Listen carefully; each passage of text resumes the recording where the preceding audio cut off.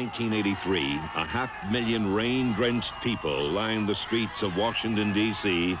to welcome home a world champion. For the first time in 40 years, Washington ruled the football world, and the NFL's Coach of the Year, Joe Gibbs, gladly shared the glory with an entire city. I don't think today could be a greater testimony to the fact that there's no other fans in the world that would come out on a day like this except in Washington, D.C. And I want you to know that each one of you has a small piece of this trophy today. Hail to the Redskins! Hail victory! Braves on the warpath! Fight for old D.C.!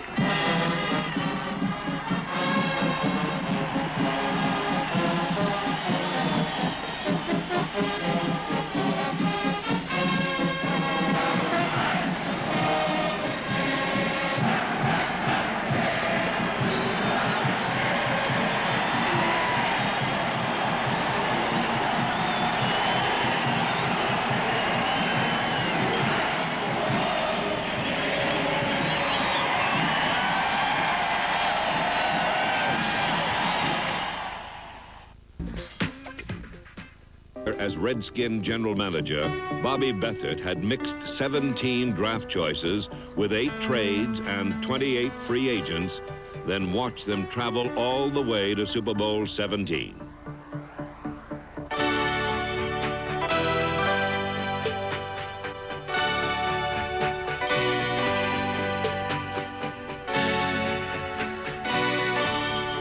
A powerful 27-17 triumph over Miami was the realization of an impossible dream, which had begun 20 weeks earlier in Philadelphia.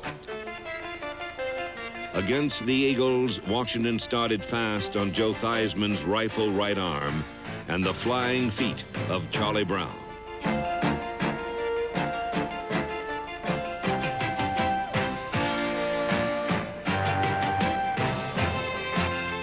But it was all-pro kicker Mark Mosley who tied the game at 34, then won it in overtime. Hold is good. Kick is up long enough. It's good. Mark Mosley's toe is sent into overtime, and Mark Mosley's toe has won it in overtime. The Redskins are 1-0. The Eagles are 0-1. In week 2, Washington got wet.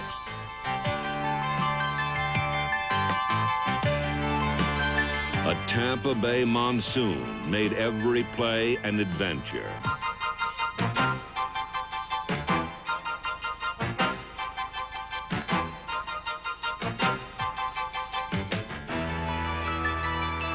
Aggressive play by the Washington defense and extra effort by special teamer Curtis Jordan, who blocked a Buccaneer punt, then recovered it in the end zone, helped swamp out a second Washington win, 21-13. All season long, Redskin special teams answered the call of Coach Wayne Sevier. Count them up, and then let's stick the leather to them. Let's go! Return teams cleared the way for Mike Nelms, who set a Redskin career record for punt return yardage in only his 3rd season.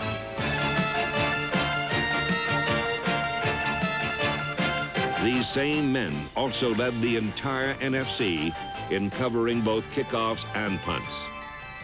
Washington special teams were indeed special, and when the NFL strike hit, their unity helped hold the Redskins together. 8 weeks went by, but when play resumed, it was as if not one day had passed. Hey, first hit of the game, first hit of the new season. Kick some ass.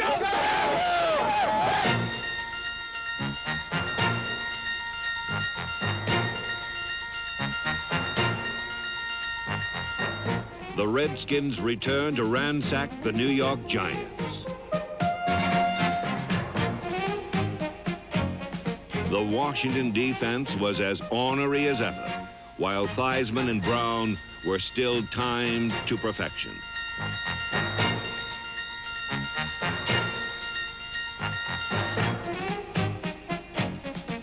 Charlie Brown scored his third touchdown in as many games, then turned matters over to the offensive line. George Stark, Jeff Bostic, Mark May, Joe Jacoby, Fred Dean, and Russ Grimm blasted holes for running backs Clarence Harmon and John Riggins.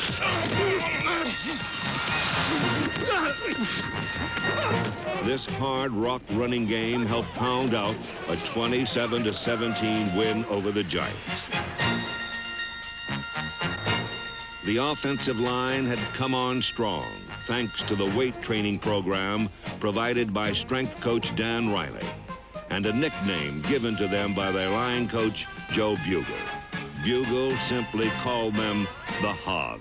It just happened one day at practice at summer camp. I said, okay, you Hogs, let's get down to the bullpen down there. And the guys kind of chuckled about it because I use it as more or less an affectionate term. All of a sudden, this bunch really started hanging together. They become closer and closer and closer. They played hard together, and it's really mushroomed. Suddenly, Washington was investing in hog futures. These huge porkers weren't graceful or pretty, but they sure loved their work. And so it was that the capital of the free world became hog heaven, and only one outsider was allowed to join the exclusive fraternity, a groundhog named John Riggins.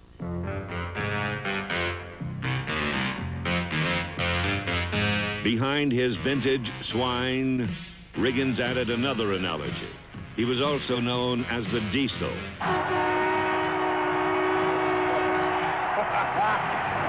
out, killer. Here comes the Diesel.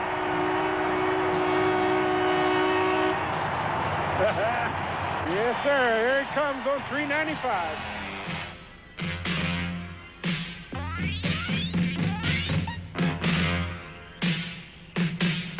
While Riggins ran over an opponent, scatback Joe Washington improvised his way as the Washington Redskins went hog wild, even quarterback Joe Theismann.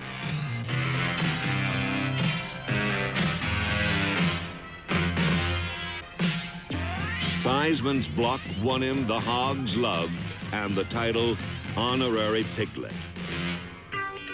But Joe's specialty was not blocking. It was dashing.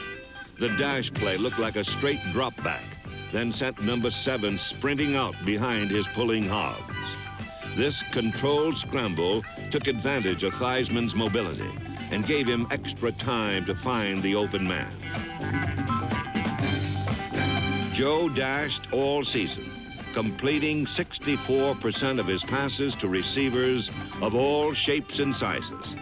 A powerful tight end like Don Warren, or a sleek and graceful wide receiver named Art Monk, who was tall enough to play over a cornerback's head. Also available were tiny receivers who could run under a defender's armpits.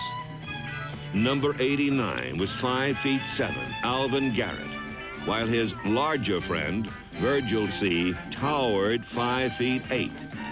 Joe Theismann had a nickname ready. Alvin, where's Virgil? Hey, Smurf, Virgil! You know, it's amazing. Virgil's the smallest guy in the ball club. He's the only guy sitting down watching the game on the ground. Soon, Washington wanted to know, what's a Smurf? Smurf 1 and Smurf 2 back into the game. What's that mean? Smurf? You know, haven't you seen the little blue-faced dolls the kids have? No. Smurfs, you haven't seen them on television, Sam? You got to get up on Saturday morning and watch TV. You see them Smurfs all the time. The Smurfs were protected by the Hogs, coached by all-time great Redskin receiver Charlie Taylor, and befriended by a sort of super Smurf, 5' 10" Charlie Brown, who played much taller. After a year on injured reserve, Brown took a flying leap at NFL starter. Charlie Brown had defenders crying, "Good grief," as he scored 10 touchdowns in 13 games, made the Pro Bowl, and averaged over 20 yards per spectacular catch. Hand to Riggins, end around to Monk, pitch back to Theismann, lets it go deep. He's got Charlie Brown down there, well covered. He makes the catch at the 5 and dives to the 2. Charlie Brown, what an incredible catch. Whoa, what a play. Against Philadelphia, Brown led Washington on a victory march, and the Redskins dashed to their 4th straight win.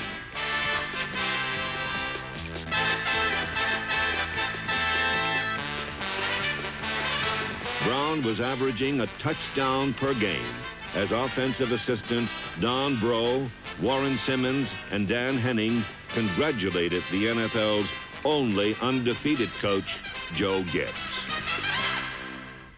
In the bizarre beginning of 1982, the undefeated Redskins were threatening to run away and hide from the rest of the NFL. Cynics said the Redskins were nothing but a joke and waited for them to self-destruct.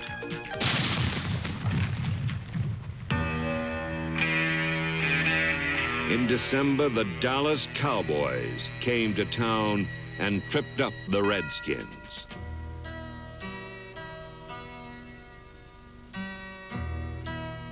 In a 24-10 defeat, Theismann was sacked 7 times as the confident Cowboys had the last laugh. The doomsayers predicted the end of Washington's title hopes, but Dave Butts was determined not to let them die.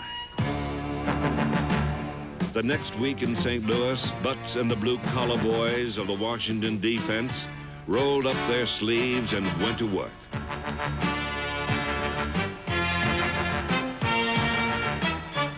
The defense held St. Louis to a touchdown, and Mark Mosley hammered out 4 field goals for a 12-7 Washington win. 1 week later, in the snows of RFK, the defense held New York to 139.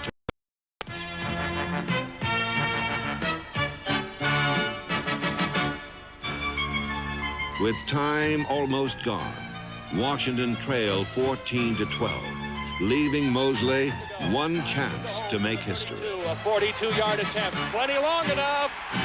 It's good! Mark Mosley has broken the National Football League record. Mosley's record 23rd consecutive field goal provided a heart-stopping 15-14 win over the Giants, and Washington fans knew a championship defense was shaping up. Barging up the middle was Dave Butts. Covering the outside was cat-quick Dexter Manley, number 72. Closing down from the other end was number 76, Matt Mendenhall. Sharing time were Perry Brooks and number 77, Darrell Grant, with pass rushing specialist Tony McGee. Defensive coaches Richie Pettibone, Torgy Torgerson, Larry Peccatello, and Bill Hickman preached pursuit and gang tackling. Especially active were the linebackers, Mel Kaufman, Neil Olkowitz, and Rich Millot, supported by backups Monty Coleman and Larry Cuban. This unsung Washington defense gave up the fewest points in the NFL, thanks to hitters like strong safety Tony Peters. Rookie Vernon Dean stepped in at cornerback and made all the big plays, while nickelback Joe Lavender provided veteran stability. Cornerback Jarris White played in his 129th consecutive NFL game and led Washington with 5 interceptions, while the team's leading tackler for the 4th straight season was free safety Mark Murphy. The blue-collar boys were working their way to the playoffs. They demolished the New Orleans Saints 27-10, then constructed the first Redskins shutout in 2 years against St. Louis. Washington worked the Cardinals over, 28-0, and Joe Theismann threw his 12th and 13th touchdown passes of the season, including one to tight end Rick Walker. Walker and the Redskins had been working on high fives all year, and while some of the youngsters had trouble picking it up, everyone finally got their act together, and the Fun Bunch was born. The Fun Bunch celebrated an 8-1 record, the best in the NFL. And chairman of the board, Jack Kent Cooke, spoke for the entire city. I am in a state of ecstasy. Never mind that nonsense about euphoria and so on. It is sheer, unadulterated, uncompromising ecstasy. The Redskins were ready. Just ahead lay the NFL playoffs.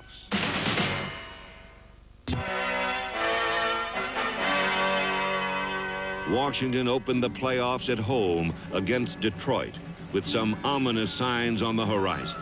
Art Monk was out with a stress fracture, and workhorse John Riggins had missed the final regular season game with a bruised thigh. But Joe Gibbs knew his defense was peaking at just the right time. The Lions driving towards the end zone to our right. 3 wide receivers. To the near side is Porter. Flanked out to the far side. Leonard Thompson and David Hill. Back to pass is Hipple. Rushes on. Gets it off near side. Picked off. Picked off by Jarris White. He's gone. He's going 70 yards. Touchdown, Washington Redskins. Jarris White's touchdown got Washington started in the right direction, and Art Monk's Smurfish replacement looked 10 feet tall. Alvin Garrett had only 1 reception during the regular season. In the playoffs, he would catch 15 passes for 5 touchdowns, including 3 against Detroit.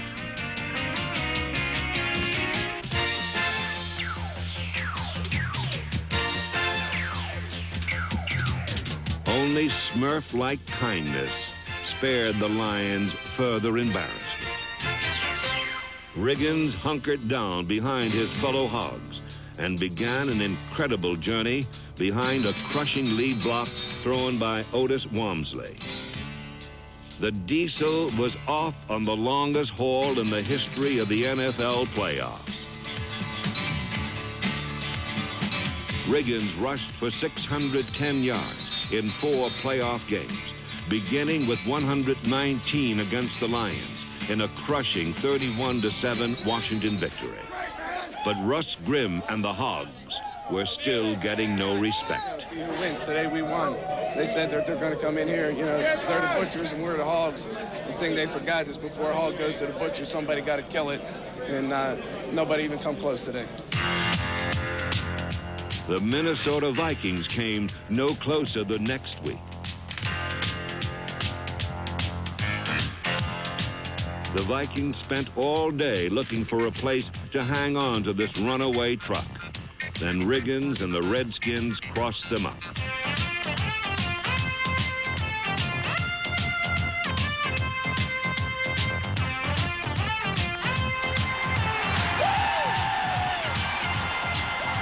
Theismann completed 68% of his playoff passes for 8 touchdowns.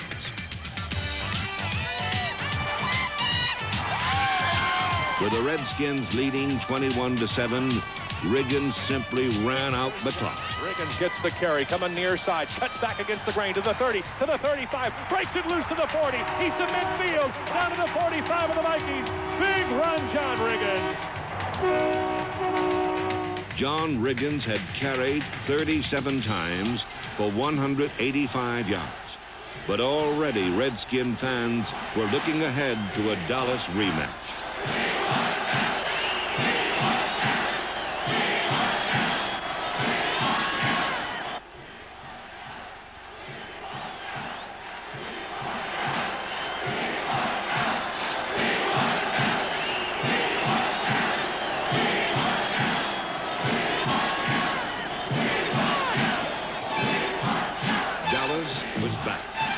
The NFC title was at stake, but even more was on the line.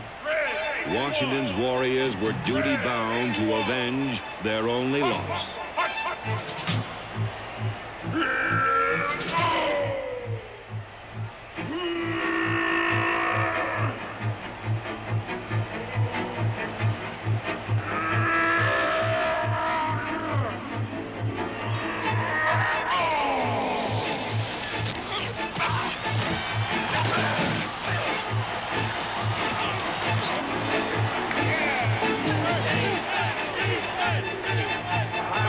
Those shots, defense. Let's see what happens. Gets the snap.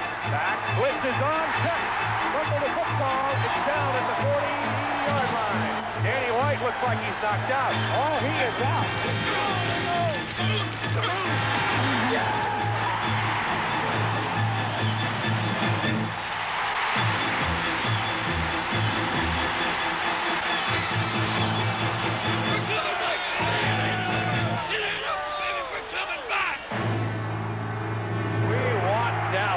Chant still goes. I tell you, that's got to be intimidating. 50,000 people screaming, "We want Dallas." Play action fake to Dorsett. Hit the ball well. Set up a screen, batted in the air, picked off by Darryl Grant. Touchdown, Washington Redskins! I don't believe it. Unbelievable.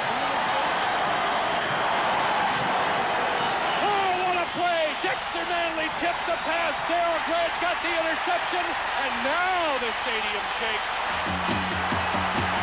Oh, they're going crazy at RFK. Look at this. Look at this.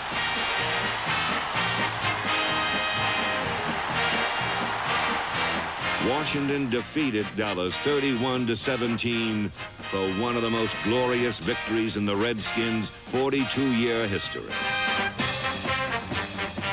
This assortment of Smurfs, Hogs, Fun Bunchers, and blue-collar boys had proved their critics wrong and united to form a true team, the whole being greater than the sum of its parts. Hail to Joe Gibbs and the Washington Redskins, champions of the world for 1982.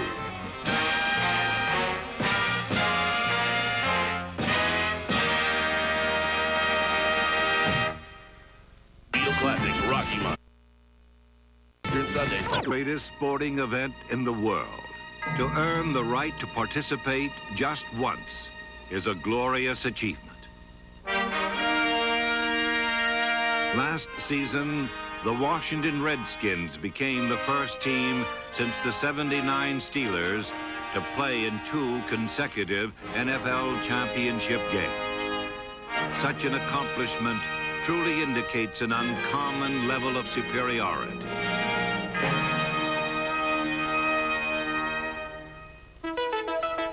Throughout the regular season and the playoffs, the Redskins had trampled everything in their path. But on this Super Bowl Sunday, Washington's march through the NFL came to a halt.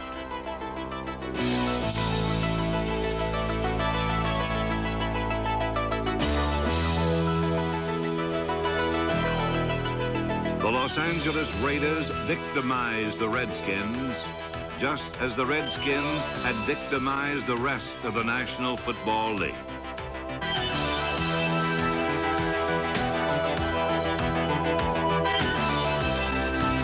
A disheartening 38-9 loss ended one of the finest seasons in league history, a season in which the Redskins performed extraordinary feats that ordinary teams can only dream of.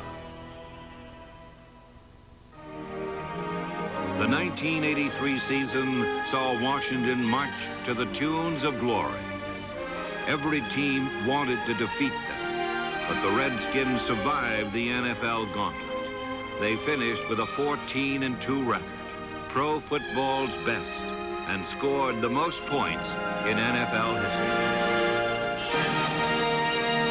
While the rest of the National Football League was striving for parity, this team proved once again that they are a cut above.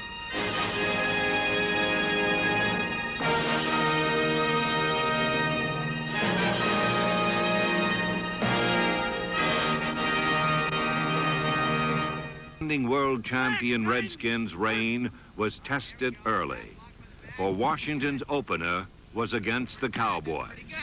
We've got to see if we can get back to the same emotional level that we had last year in the playoffs, and our fans and everybody there in our stadium, and see if we can get ready for this one. It is going to be a big game, but it's going to be 1 of 16, and it's not going to be any more important than coming back and winning the next week. But obviously, it's going to be an exciting way to start the year on Monday Night TV.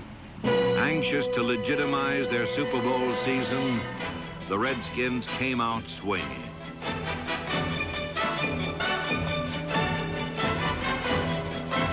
The defense held the Cowboys to just 3 first-half points, while the offense scored 23.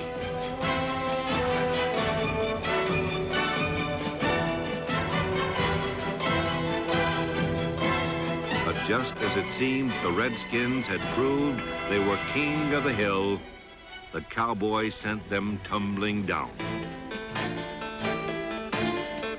Dallas's 28 second-half points beat Washington 31-30. Oh, no, no! The fear of complacency suddenly hovered over the Super Bowl champions.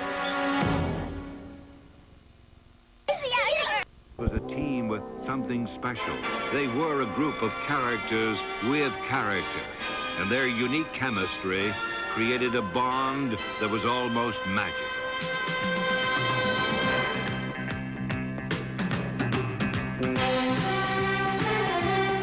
Dallas proved to be only a temporary detour, as Washington quickly got back into the fast lane with consecutive wins over the Eagles, Chiefs, and Seahawks.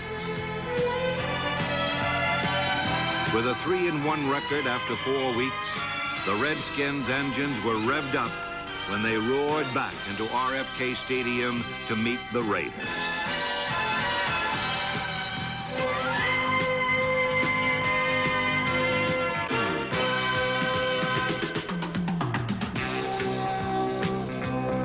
Three first-quarter interceptions by the secondary, and a Joe Theismann touchdown pass to Joe Washington gave the Redskins a 17-7 first-half lead.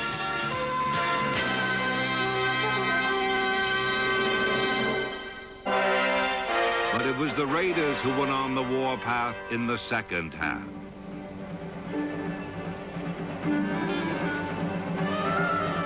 Four Los Angeles touchdowns backed Washington into a corner. But in the final period, Theismann and the Redskins began clawing their way out. Charlie Brown's touchdown brought Washington within 8. But needing 2 scores to win, the Redskins had to have the ball back. Okay, we're going to hit it deep left. Now, if they have their onside receiving team in there, then he's going to hit a low liner still deep, but one that bounces, and if we get lucky down there, we may be able to fall on it. Okay, let's go. Let's go.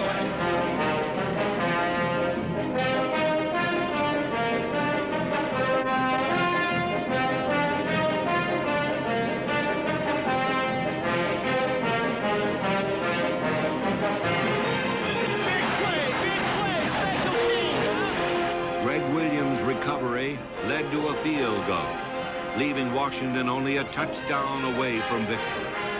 Redskins better hurry up out of that huddle. Here we go. Theismann sent Brown to the far side.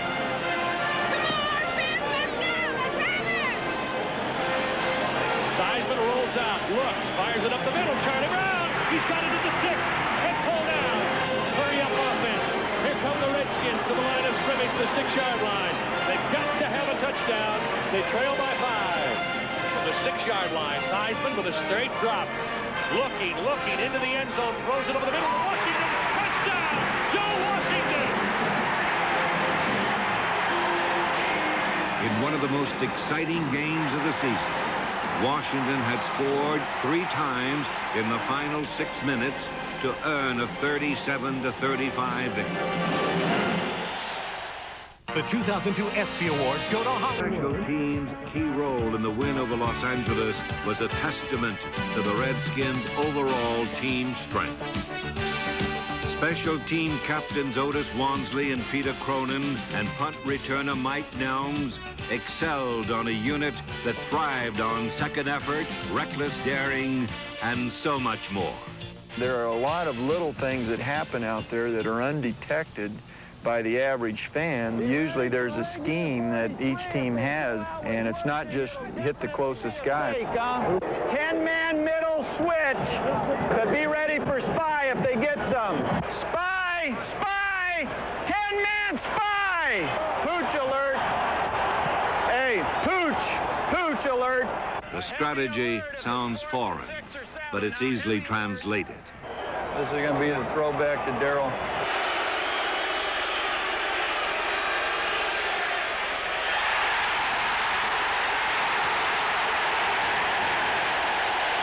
The special teams were not the only Redskins unit to thrive on dirty work.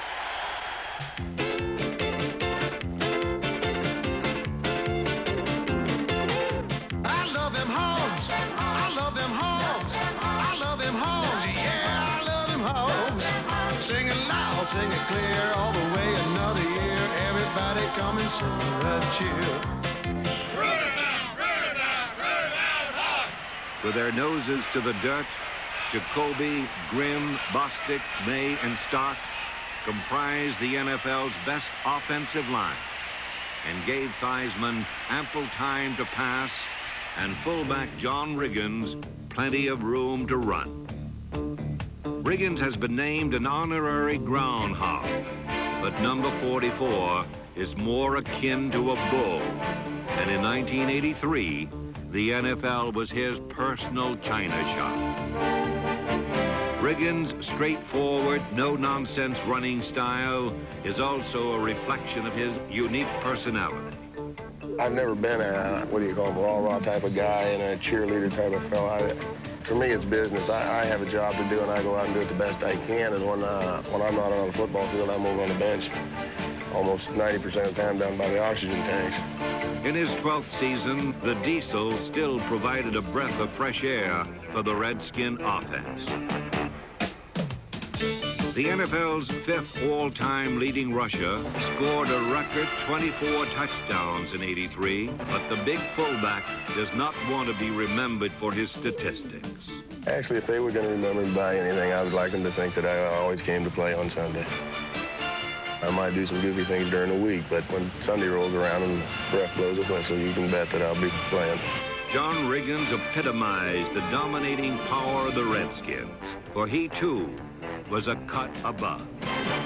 The season's halfway mark, the Redskins found the waters on the West Coast a little rough as they cast off in a game against San Diego. Joe Theismann rocked the boat early with the touchdown pass to wide receiver Virgil C., while punter Jeff Hayes hoisted anchor and set sail for the Charger end zone.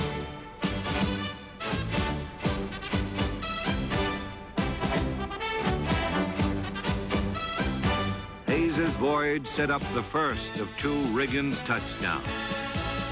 Unfortunately for Washington, the Chargers kept the game close.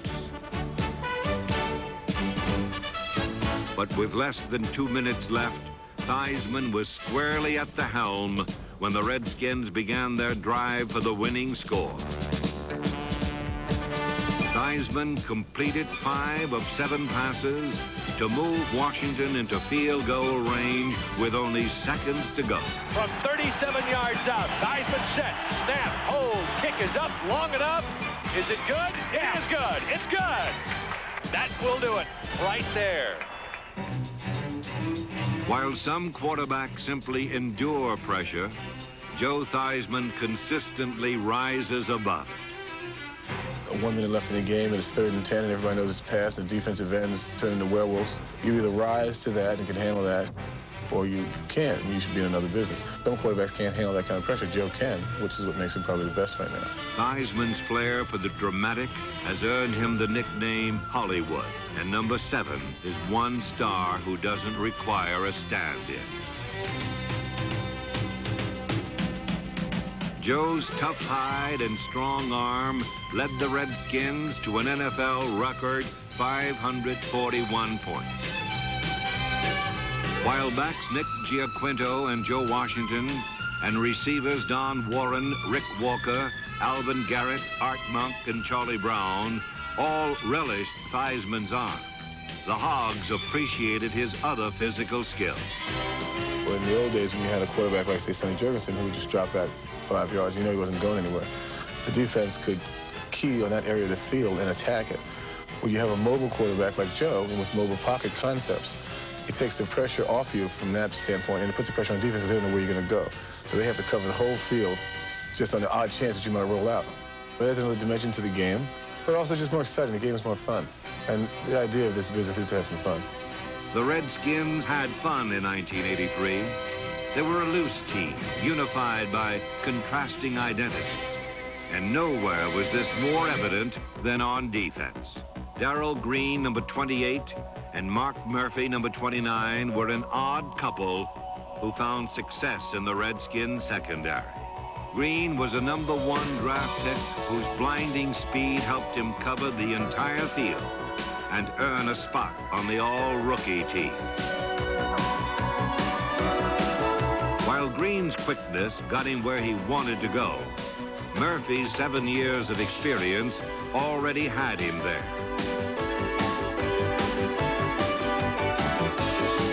A Pro Bowler, Murphy led the NFL with 9 interceptions. Constantly under bombardment, Washington's secondary nicknamed itself the Pearl Harbor Crew.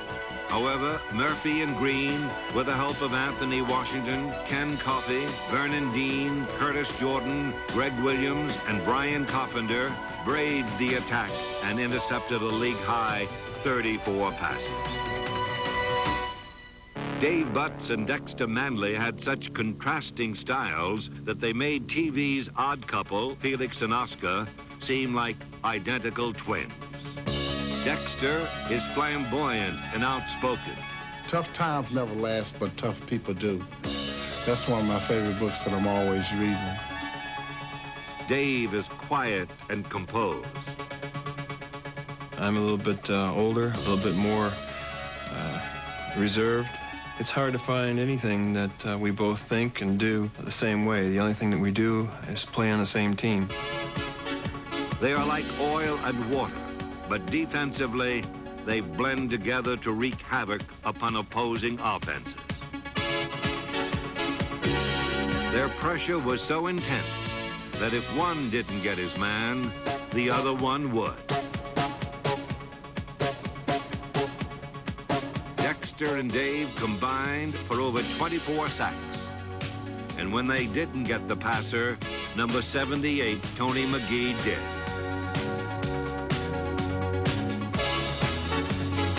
Defensive pressure created opportunities that helped spur the Redskins' late-season push to the playoffs.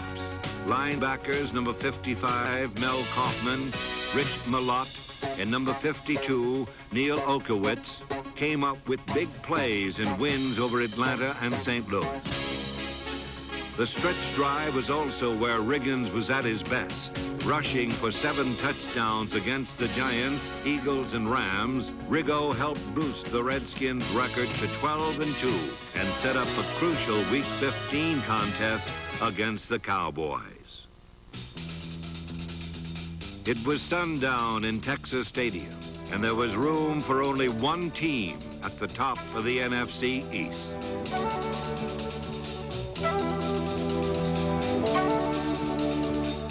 Washington patiently waited for the Cowboys to make the first move. And when they did, the Redskin defense cut down Dallas where they stood. Washington's league-leading rushing defense limited Dallas to only 33 yards. Doomsday had arrived all right for the Cowboys.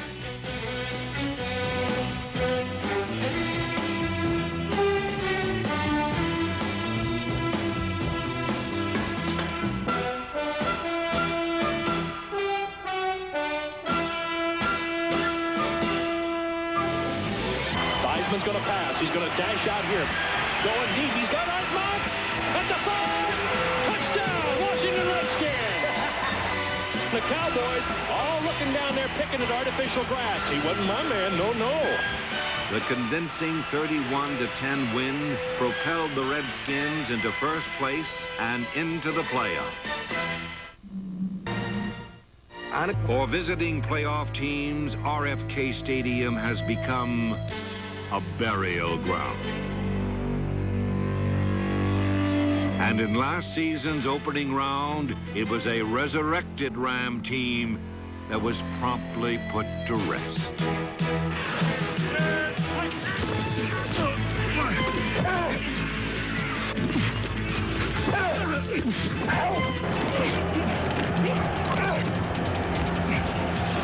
Ferragamo fires it out on the far side to Dickerson. Picked off. He's gone.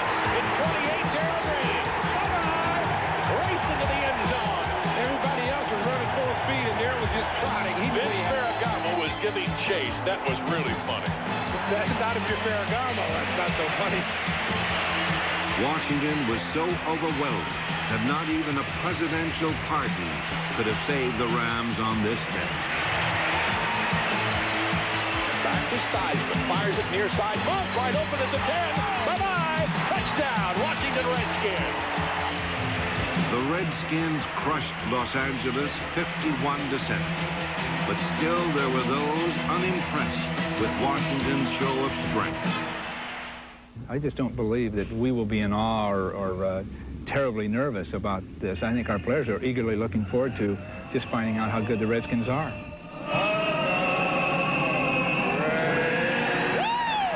Washington quickly showed the 49ers just how good they were.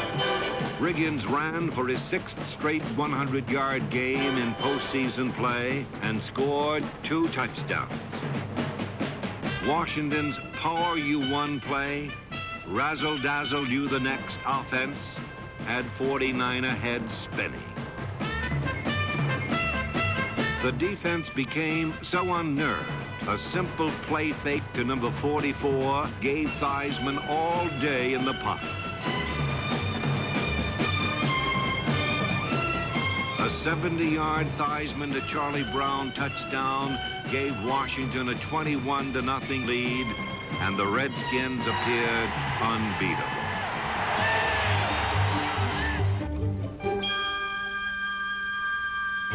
However, in the second half, the Redskins let their guard down, allowing the 49ers to sneak in some crucial blows.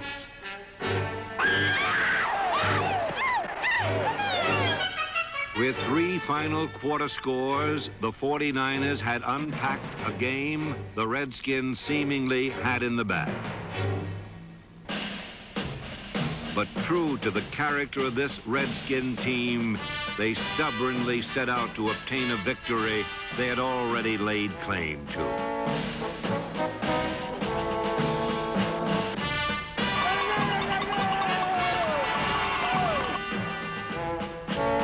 Washington's final drive wasn't pretty, but it got them where they needed to go. Field goal, field goal, field goal.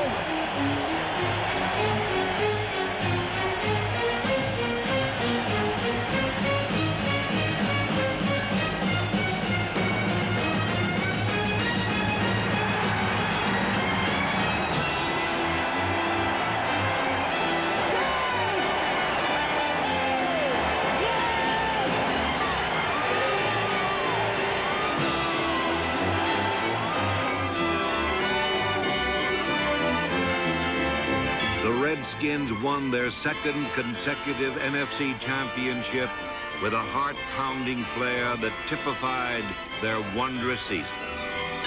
The pressure of a Super Bowl title had not unraveled this team as it had others before them. For the Redskins clung together in 1983 and not only survived a difficult challenge, they conquered.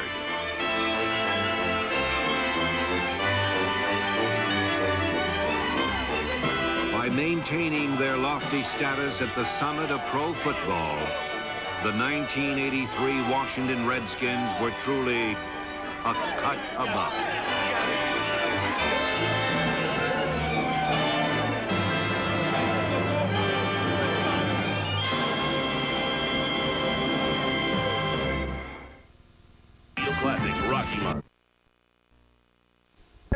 program here.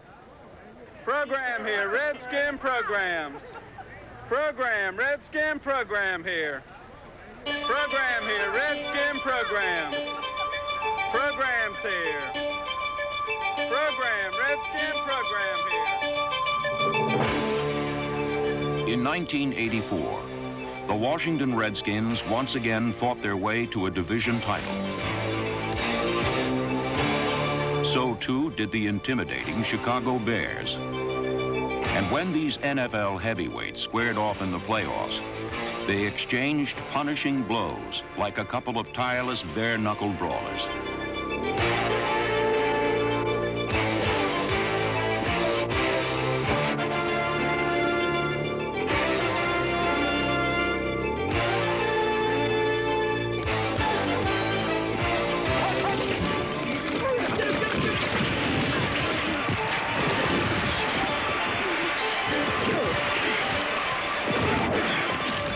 Even though Chicago took an early lead in this knock-'em-down, drag-'em-out affair,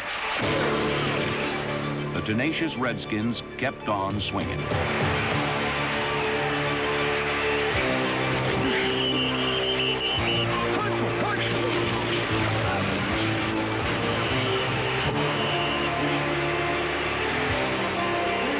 Trailing as they entered the final quarter, the Redskins' defense shut down Chicago. Unfortunately for Washington, the offense was unable to make up the difference, and the Redskins' season ended in frustrating and unfamiliar fashion. Washington had never lost a playoff game at home, and for the first time in 3 years, the Redskins would not play in the Super Bowl. Winning a third straight division championship was a great achievement, but it was an accomplishment that fell short of the Washington Redskins' lofty expectations. Typically, head coach Joe Gibbs had everything firmly in place when the Redskins raised their jukes for the 1984 opener at home against the Miami Dolphins. Quarterback Joe Theismann was back at work directing traffic, while the offensive line was once again busy paving new roads for John Riggins' journey up the NFL's all-time leading rusher list. With the diesel in overdrive, the Redskins anticipated a smooth ride through the season's early weeks.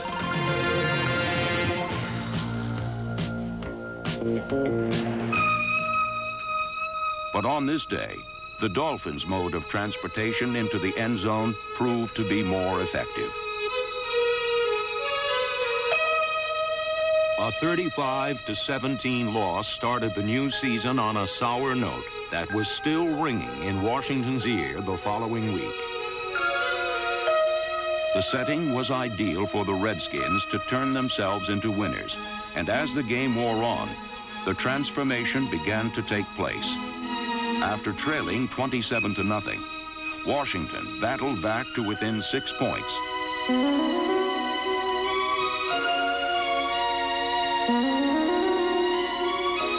But the 49ers stalled Washington's comeback efforts. And suddenly, a team that had come to take winning for granted was winless after 2 games. I think at one time we were starting to believe we were invincible, and we're not that kind of football team. If all 22 guys aren't playing to their maximum, and even a little bit better than that, then we could become a very average football team. We have tough people that have to do a great job playing together for us to be successful. The Redskins had allowed over 70 points in their first 2 games. However, in Week 3 against the Giants, Washington firmed up its defense.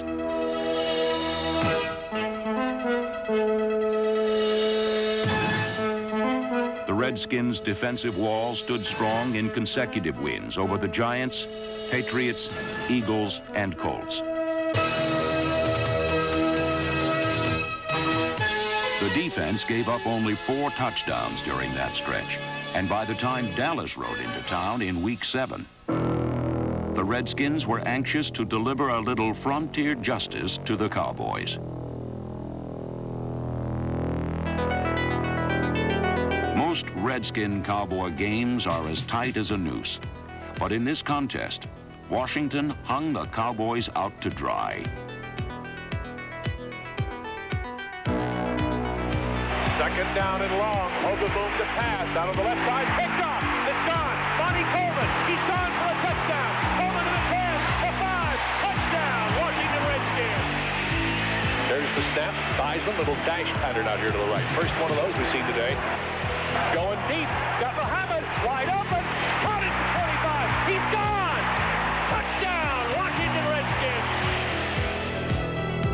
Washington handed Dallas one of its worst defeats of the season, 34-14, and the Redskins' fifth straight win placed them all alone atop the NFC East.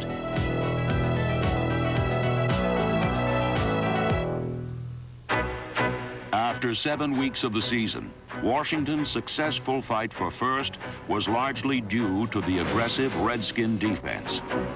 Anchoring this unit was middle linebacker Neil Olkowitz, number 52. Olkowitz led the team in tackles and received support from Larry Kubin, Mel Kaufman, number 55, and Rich Malott, number 57.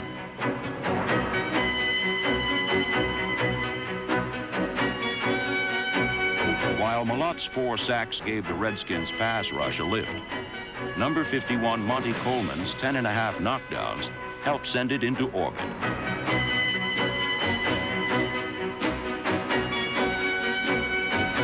In 1984, Washington established a new team record with 66 sacks, and setting the pace with 13.5 was defensive end Dexter Manley. Despite his man-size accomplishments, Dexter plays football with a refreshing youthfulness. And like a kid on a playground, he often says the darndest things. Sometimes I say things that will offend the opponents, and I don't think that's too good. So I think the best thing for me to do and try to get more knowledgeable and wise is to be quiet and just let my action do the talking. Last season, Manley's actions left most of his opponents speechless, as number 72 led the 3rd best sack pack in NFL history.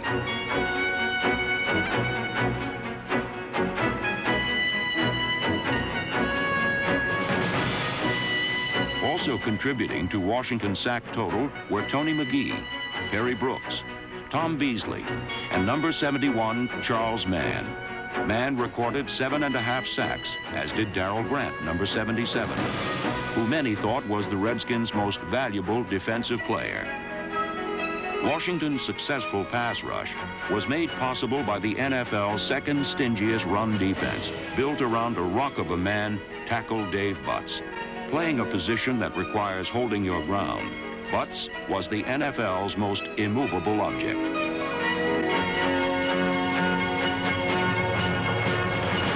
At 6'7", 295, Butts doesn't tackle ball carriers. He engulfs them. While Washington's defensive backs may not match the big tackle's physical stature, in terms of toughness, they measure up inch for inch.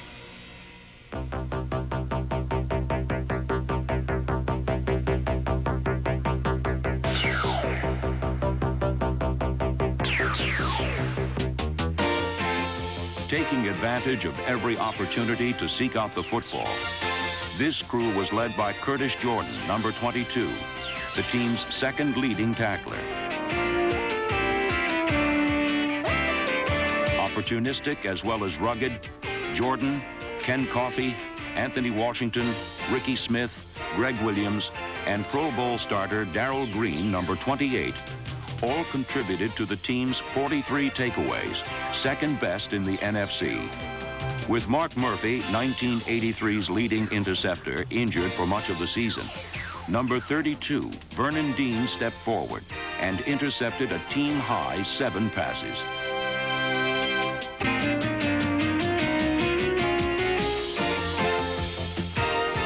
Dean returned 2 of his thefts for touchdowns, and his efforts typified the big defensive counter-punches that struck crucial blows in the Redskins' drive to remain champions. 84, Pro Bowlers Joe Jacoby and Russ Grimm, along with Bostic, May, Stark, Donnelly, and Huff, once again successfully parted the seas of defenders for running backs John Riggins, Joe Washington, Otis Wansley, number 39, and rookie Keith Griffin, number 35.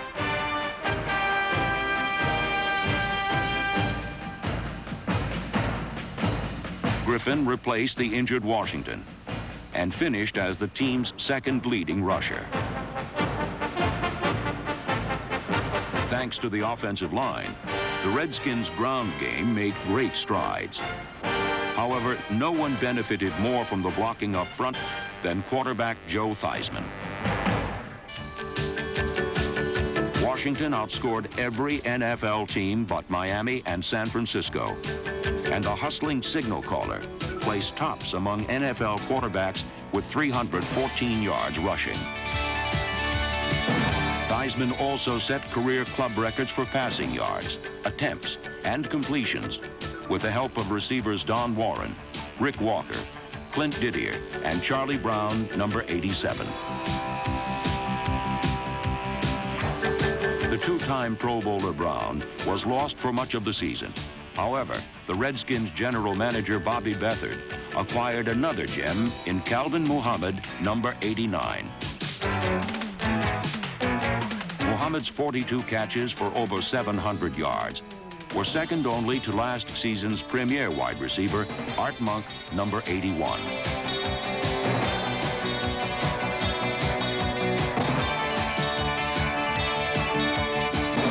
Nicknamed Money for his ability to make the clutch catch, Monk cashed in on all his skills in 1984 as he gained 1,372 yards and caught an NFL record 106 passes. Third down and 5, a long 5. Back is Theismann, straight drop, steps up, fires it down the far side. He's got it complete to Monk. There's the record at the 30. He's down to the 20, inside the 20, and out of bounds at the 17. Art Monk has just broken the National Football League record for receptions in a single season. The crowd is on its feet. They should be. What a great record to break, and a well-deserved honor for Art Monk. They're going to give him the ball. Jerry Markbright just called timeout, and he's personally going to hand him the ball. He shook his hand, and he says, congratulations, Art. Art's is going to bring it to the sideline now. His players are all going out to greet him. That's a great tribute right there for him. While Monk sat on the throne of the Redskins' kingdom last year, Rigonomics remained the leading subject. After years as the Redskins' workhorse back, John Riggins may need a little more rest these days. But when it comes time to pull the wagon, he's always ready to hitch it up. In terms of toughness and running the football, especially the power-type football we play, there's a certain amount of respect that takes place between John, for example, and the offensive line. John is a tough man. Riggins' fifth 1,000-yard season put him over the 10,000-yard milestone, and he now ranks fifth among pro football's all-time leading rushers and holds 17 club records. The Diesel scored 14 touchdowns last season, proving at 35 he still has a nose for the end zone. It just takes a little more effort to get there.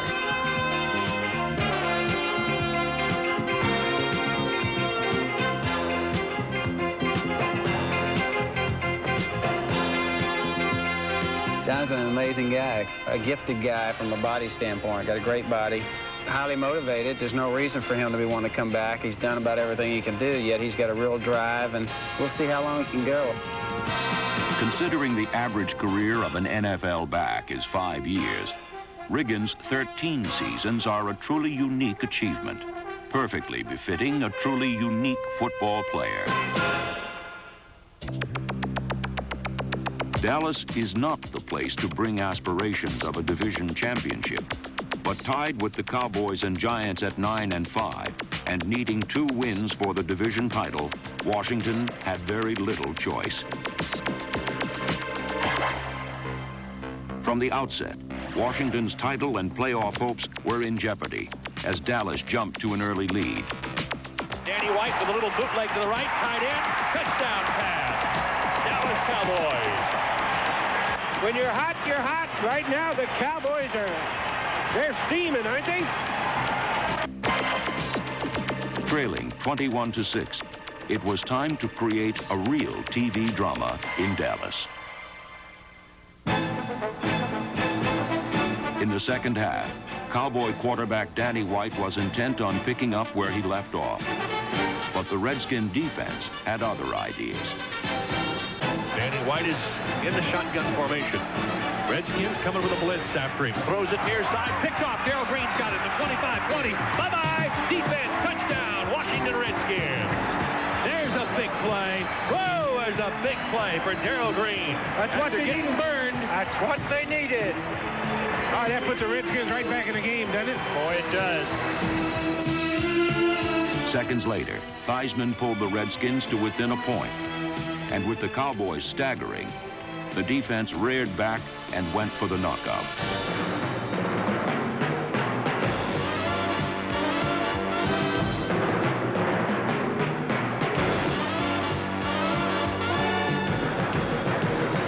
Dallas was held to a single touchdown in the second half. And midway through the final quarter, Riggins scored the game winner. Theismann takes the snap. Riggins up over the middle, hit at the line. He got it.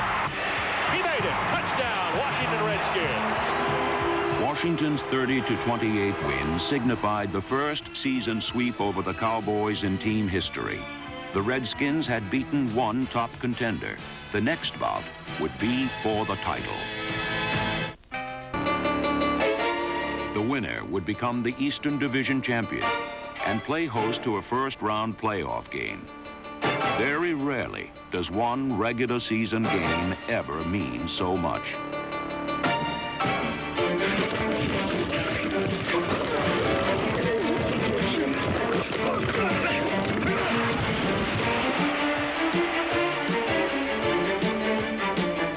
The Redskins defense took control from the start, holding the Cardinals to just 7 first-half points, while creating scoring opportunities for Joe Gibbs' scheming offense to capitalize on. But what we got to be alert for are blitzes from out here, so we got to be alert for our breakoffs, all of our reads. I'm still on him, but he's getting an arm on you. You know, you're getting 4 or 5 yards, but he's really closing it hard. While the chilling pressure of December can cause even the finest teams to stiffen, Washington remained tempered by a warming air of confidence.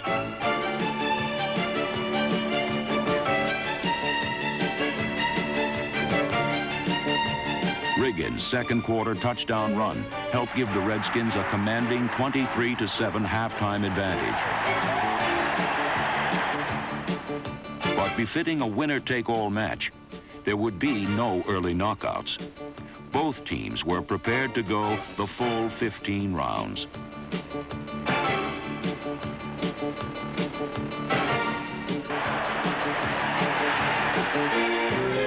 With time running out, Washington needed a field goal to recapture the lead. 27-yard line is the spot. Good snap, good hold, kick is up. It's long enough. It's good! With 1 minute, 33 seconds left to go in the game, Mark Mosley has given the Redskins the lead back. Washington led 29-27. But in this season where the Redskins had to fight for everything they had earned, their title hopes would remain in the air until the final bell. Cardinals are out of timeouts. They got to kick the field goal. They're going to try the field goal. It'll be a 50-yard kick. They're not going to get it on. 20-yard line. 6 seconds.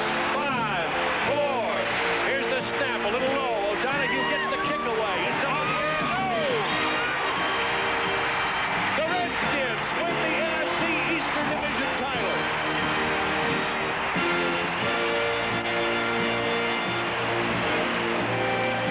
The Redskins' third straight division title could very well have been their most satisfying, simply because they had fought so hard to attain it. The arms of the Washington Redskins should be raised high, because they, and they alone, captured a division which was full of top-notch contenders. No burgundy and gold fans will forget those 2 thrilling victories over Dallas and St. Louis, which made the 1984 Redskins winners and still champions.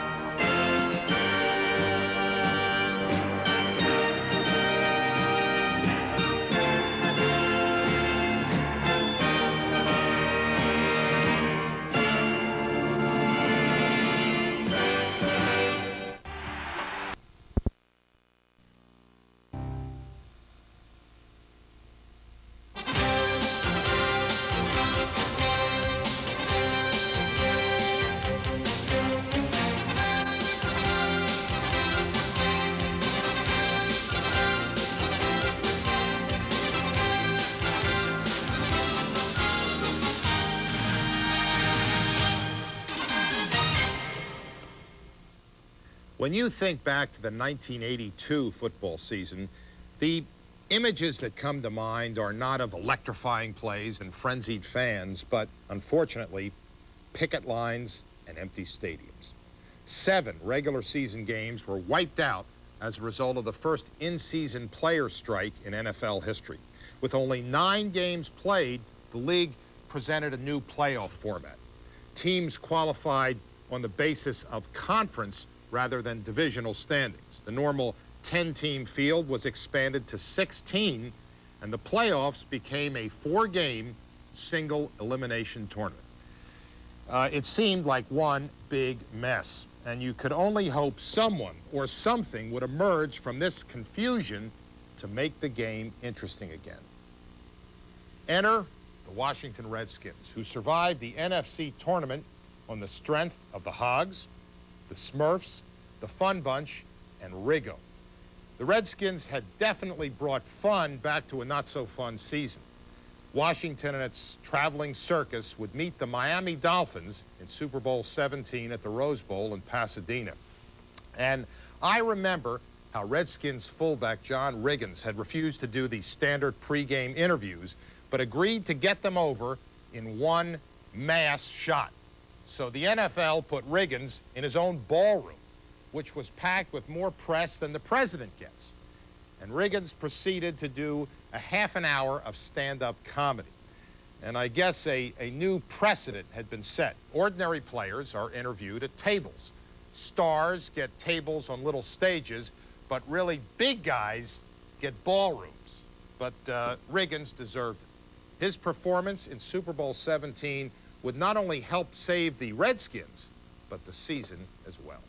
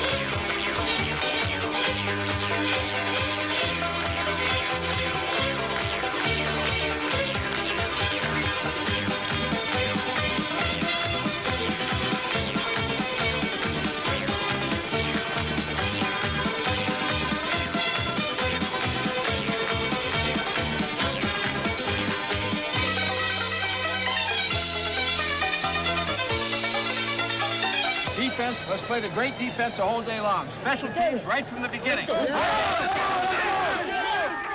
We busted our We've worked hard for anybody to get here. Nobody can beat us in a team, and it's worth $70,000 and a big ring.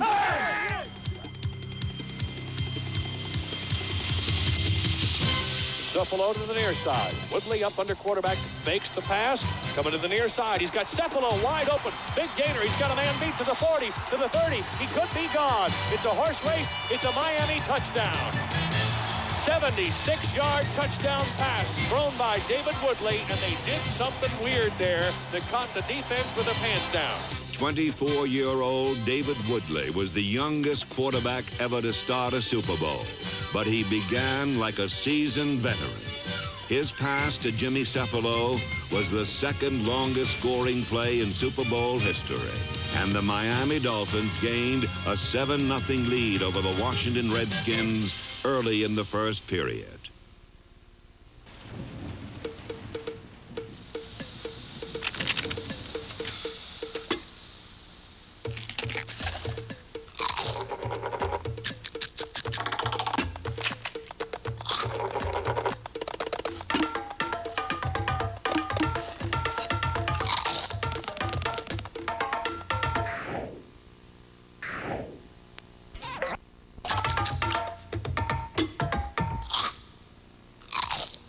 From the country that brought you giant fire-breathing monsters comes something even more terrifying. Chris Farley is... Goodbye, everyone! The Beverly Hills Ninja. Everybody was... I am a trained master in each of the weapons of battle. That was dope! Beverly Hills Ninja. Rated PG-13. Opens everywhere Friday. We like Neil Smith mean, so we get his mother-in-law to call him Collect before each game without using 1-800-COLLECT. Could have saved you some serious cash, Neil. 1-800-COLLECT. Save the people you call up to 44%. This is the future of workout. New Endurox, the natural workout supplement. Proven to build endurance, metabolize up to 43% more fat calories, even reduce muscle fatigue. Whatever your workout, make it count with new Endurox.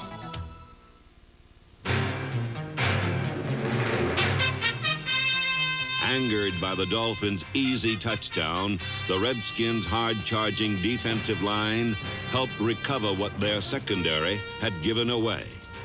A jarring tackle by Dexter Manley caused Woodley to fumble, and Dave Butts recovered for Washington at the Miami 46.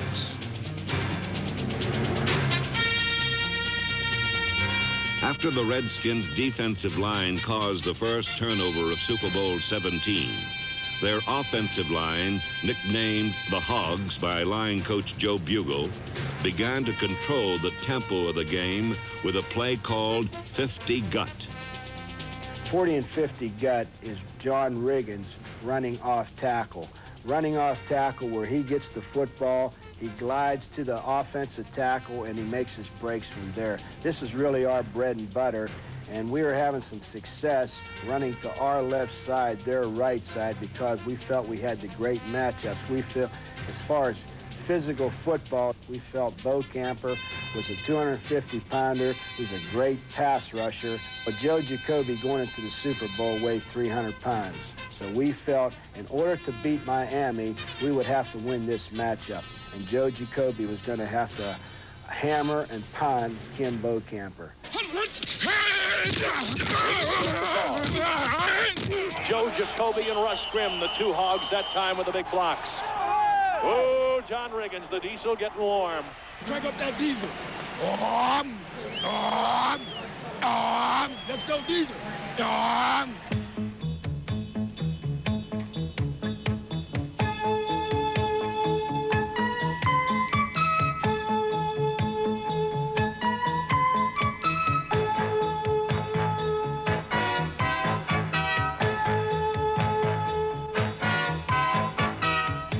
Along with the guts came the first hint of glory as Big John Riggins chugged into field goal range.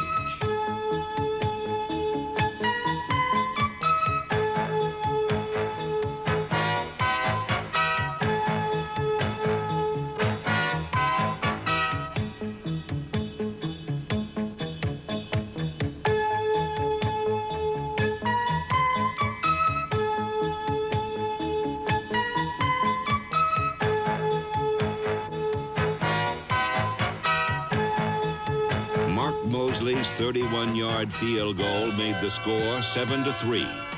But this scoring drive was just a prelude to the more intricate web of strategy to be woven in the second quarter. Just what does it take to... Hi, I'm Joe Lutz, General Manager at Cleveland. Going into the Miami game, the guy that created the most problems was A.J. Dewey. Throughout the whole season and the two playoff games that we saw prior to going to the Super Bowl, he had a lot of sacks because he lined up in various positions. He lined up as an inside linebacker, as a defensive tackle, and as an outside linebacker. This is where he was most effective, rushing from the outside. So one of the prime things that we felt we had to do as an offense is try to get in formations that would stabilize him and force him to be an inside linebacker all the time. For us to win the Super Bowl, we had to come up with the type of formations that would stabilize their defense, where they could not afford to move A.J. Dewey. That was the key. By constantly shifting their offensive formations, Washington kept A.J. Dewey off balance, forcing him to remain an inside linebacker, where he was further confused by the Redskins' play selection. Washington ran reverses, flea flickers, and counterplays, leading Dewey on a furious but often futile chase.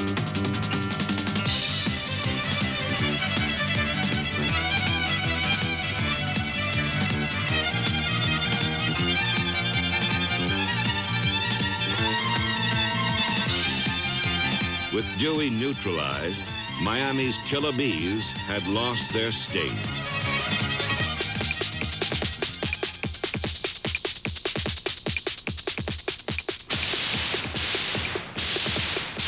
Late in the second period, after a Miami field goal had made the score 10-3, Washington drove 80 yards through the befuddled bees to a touchdown.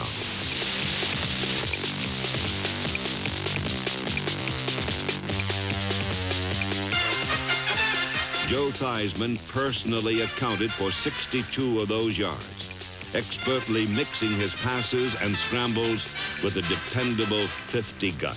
Near left slot, 50 gut on red. Ready?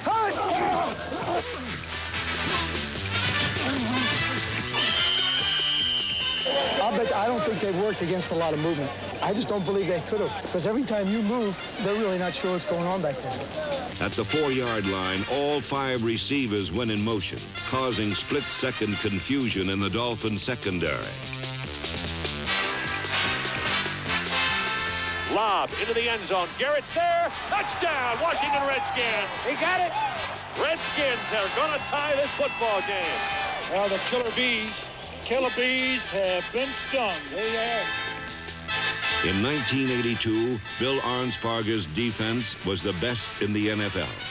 But in Super Bowl 17, they looked just plain ordinary against Joe Gibbs' cleverly designed offense.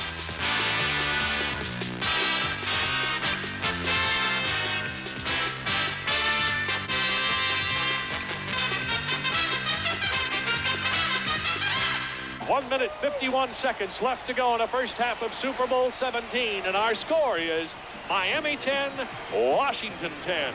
Here's Hayes' kickoff. Waiting back deep, Fulton Walker. He's got it at the 2, out to the 5, to the 10, comes to the near side to the 20. He's out to the 25, turns it back. He's gone. 50-yard line, 40-yard line. He's gone. It's a touchdown. A 98-yard kickoff return for a touchdown for the Miami Dolphins. And as soon as the Redskins tie it, the Dolphins come back on top. Well, when it looked like the Redskins would go into the dressing room, tied up at halftime, coming from behind, to have this happen to you in the last 2 minutes is devastating, to say the least. Fulton Walker's 98-yard kickoff return was the longest return in Super Bowl history. A crunching block by Steve Shaw eliminated the last Redskin in Walker's path.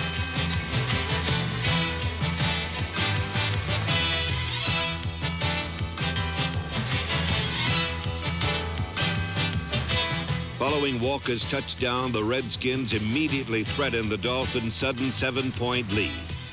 But when Theismann threw a complete pass inbounds rather than a clock-stopping incompletion that would have left time for a short Mosley field goal try, time ran out on Washington, with Miami holding a 17-10 halftime advantage.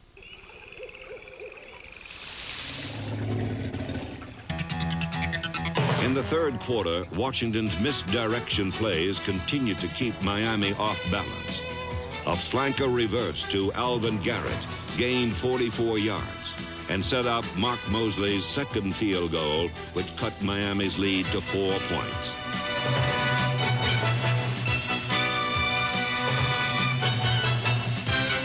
It quickly became apparent that Don Shula planned to protect his slim lead with a ground attack that would eat up both yards and minutes.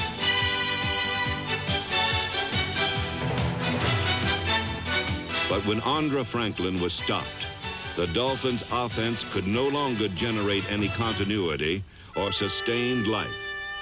In fact, the only pass David Woodley completed in the second half was to Redskin safety Mark Murphy, number 29.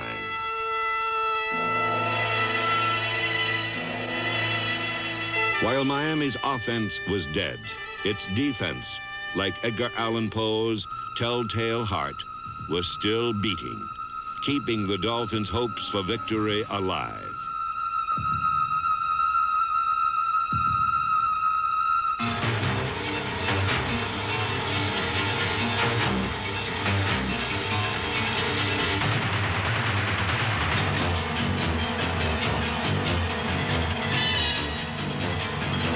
The killer bees swarmed Theismann and intercepted him twice.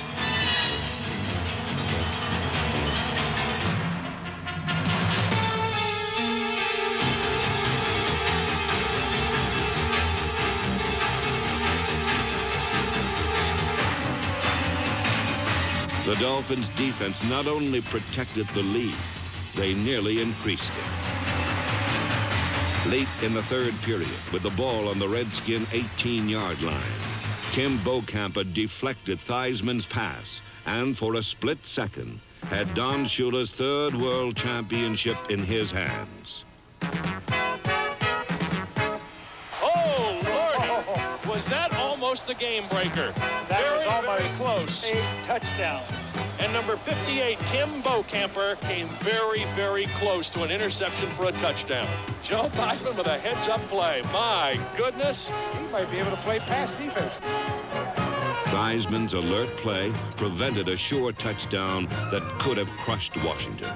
If he had not knocked the ball out of Beaucamper's hands, Miami would have led 24-13 going into the fourth quarter. Needing 2 touchdowns to win, Washington would have had to abandon their time-consuming running game, and Riggins would no longer have been a factor. Theismann had saved the game. Now Riggins and the Hogs would win it. In the fourth quarter, the Redskins lit up the Super Bowl sky with a game plan straight out of pro football's distant past. We went to Plan B. Plan B was that we were going to not fool around with any more misdirection. We were going to run directly at them. And so Coach Gibbs told the team right then and there, we're going to go back out. We're going to establish a line of scrimmage. We're not going to get impatient. We're going to win the football game by running it. Somewhere, Vince Lombardi must have smiled his approval of Joe Gibbs' decision. Washington's quest for the world championship of pro football turned the sport away from its pass-happy present and back to its roots.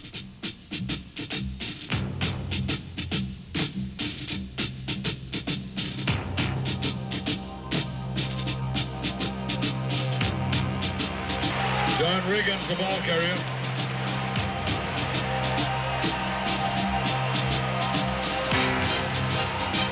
Riggins, the ball carrier, gains 9 yards. John Riggins, the ball carrier. With 10 minutes to play, the Redskins reached the Dolphin 42. It was 4th and 1. The focus of the entire game narrowed to this one critical decision. Let's go. Goal line, goal line. I left tight wing, 70 chip on white. Ready? Here comes the Diesel. Here comes the Diesel. Should come with John Riggins right up the middle. Right up over the middle. Shot! Yellow 41! Yellow 41! Hunt! There's the snap, and to Riggins. Good hole. He's got the first down to the 40. He's gone. The 35, the 30, the 20. He's gone. He's gone. Touchdown, Washington Redskins.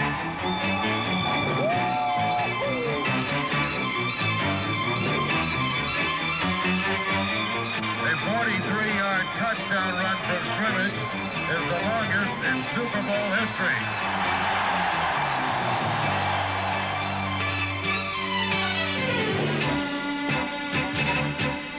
The play, 70 chip, and the name John Riggins will be forever linked with the most dramatic touchdown run in Super Bowl history. 70 chip, we run it various ways, and the way we scored in the Super Bowl is Clinton Didier was our wingback. We started him in motion across the formation, faked him, and brought him back. Now, Clinton Didier is responsible for the end man on the line of scrimmage, so he blocked the strong safety. John Riggins knows on 70 chip there's going to be one free man. It's going to be the corner. But we tell John, with a running start, and if we capture the line of scrimmage, and John Riggins should beat any cornerback in the NFL.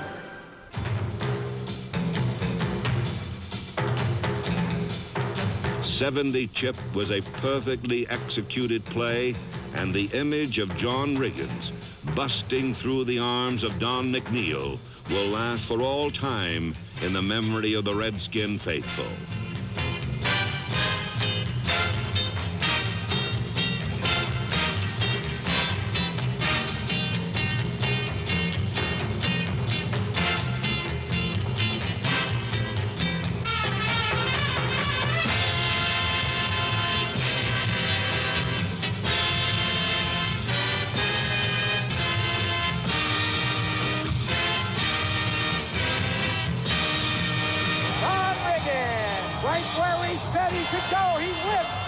Big guy did it. Holy cow, what a play. 42-yard touchdown run on 4th and a foot. John Riggins has given the Redskins the lead in Super Bowl 17. The Bees are dead. John Riggins' heroic effort put Washington ahead 20-17. Miami, on the other hand, could find no heroes in the continuing nightmare of a second half.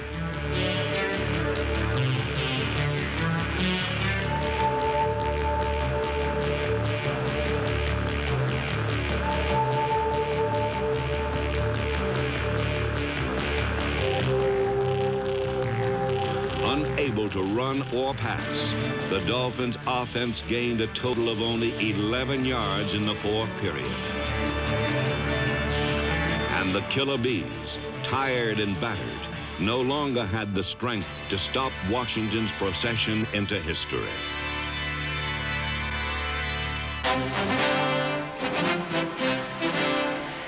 8:49 to go on first down. Riggins, left tackle, inside the 40 to the 35. Boss, Hogs are fired up. Yeah, that's a big hog in the backfield, too, I'll tell you. It's Diesel. The Hogs made the holes, and Riggins found them. Riggins, the ball carrier.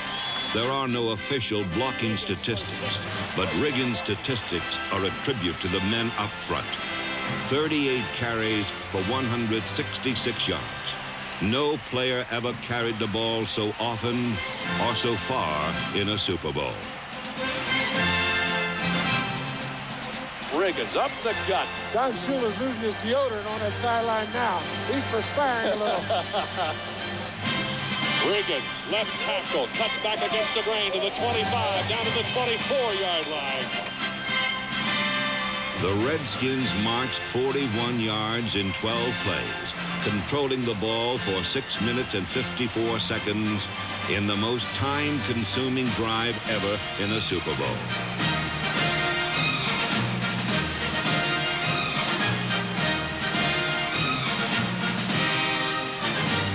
First down, Redskins. First and goal. Here's a rollout. Rolling out to his right. He should run it in. He flips it. Touchdown. Touchdown. Redskins. Charlie Brown. That gentleman may be the nail in the coffin. No question, it is the nail in the coffin. Charlie Brown's touchdown was sweet icing on a cake, baked perfectly by a tough old running back and a group of determined linemen who turned the Rose Bowl into hog heaven and the Washington Redskins into world champions.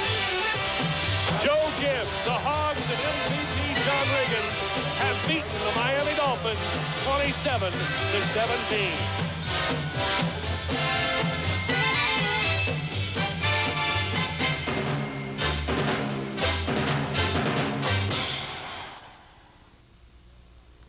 The interesting thing about Reagan's heroics in Super Bowl 17 is that the fullback they called the Diesel was a perfect example of how the 1982 Redskins were built. Unlike the great Steeler teams of the 70s, which laid a foundation through the draft, the Redskins built their champion on outcasts and free agents. Riggins was a free agent picked up in 1976. Dave Butts, Mark Mosley, Joe Jacoby, and Neil Olkowitz, all free agents too. In fact, the 1982 Redskins' 26 free agents were the most of any Super Bowl champion. So it goes to show you that if ever you're feeling unwanted and unloved, don't worry, you could still end up in hog heaven. For Super Bowl Memories, I'm Steve Sabol.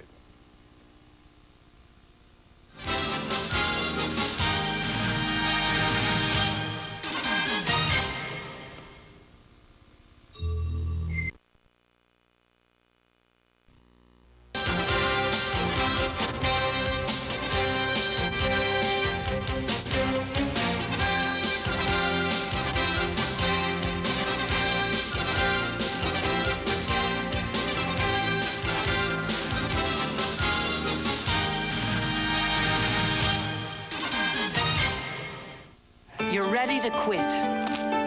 Great. Now, which patch? Single strength Nicotrol? But that means one single step. If you're not comfortable with that, you may want Nicoderm CQ. CQ's a 3-strength program. You start with the highest strength and gradually step down till you free yourself of nicotine. And gradual is the method doctors and pharmacists prefer. Nicoderm CQ. The power to calm, the power to comfort, the power to quit successfully.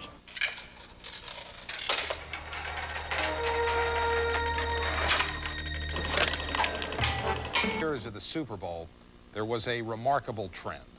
The 69 Chiefs, the 70 Colts, the 71 Cowboys, and the 72 Dolphins were all Super Bowl winners who had previously lost in their initial Super Bowl appearances.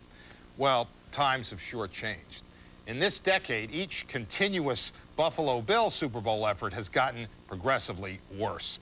And of course, in the 1980s, there was the Denver Broncos. In Super Bowl 21, they had hung tough for one half before giving way to the New York Giants. When they came back to repeat as AFC champions a year later, it was their Super Bowl experience that made them overwhelming favorites to defeat the Washington Redskins. And why not? They had John Elway, the NFL MVP, and one of the league's best clutch performers. On the other hand, the Redskin quarterback was Doug Williams, the strong-armed journeyman who had been a backup for most of the season. But Washington had another weapon, and that was head coach Joe Gibbs. Before he retired in 1993, Gibbs won 3 Super Bowls with 3 different starting quarterbacks.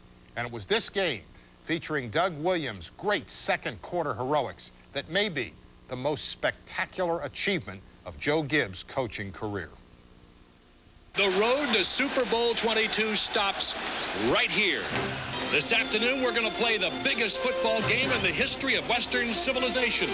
Or for this year, anyway. The Washington Redskins against the Denver Broncos.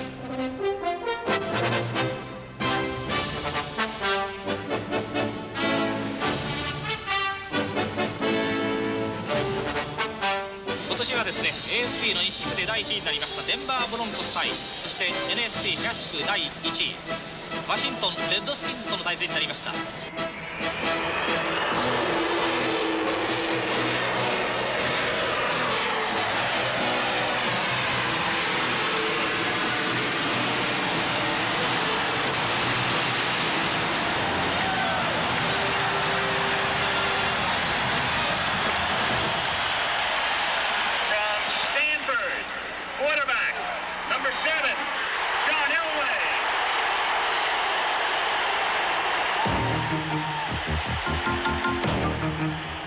Super Bowl 22 was viewed as a contest between one man and a team. The Washington Redskins and head coach Joe Gibbs were making their 3rd Super Bowl appearance in the past 5 seasons, thanks to their cast of many, while the Denver Broncos and head coach Dan Reeves were playing in their 2nd straight Super Bowl because of the superhuman talents of John Elway, number 7. Elway Elway's skills were matched against Doug Williams' heart.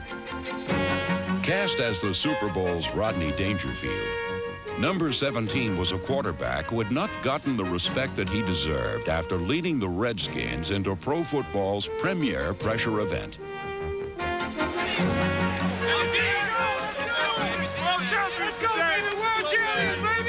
The stage was set for the most stunning beginning in Super Bowl history as the Redskins and the Broncos braced for the ambush at Spread black left slot. Lee 15X cut out Y sneak on one. On one, right? Black left slot. Yeah. On their first offensive play of Super Bowl 22, the Denver Broncos immediately demonstrated that there is no adequate defense for speed and daring. Set hot! Wide to the far side, 84, Ricky Nattiel. Shotgun formation on first down for Elway. That's a surprise. Come on, John!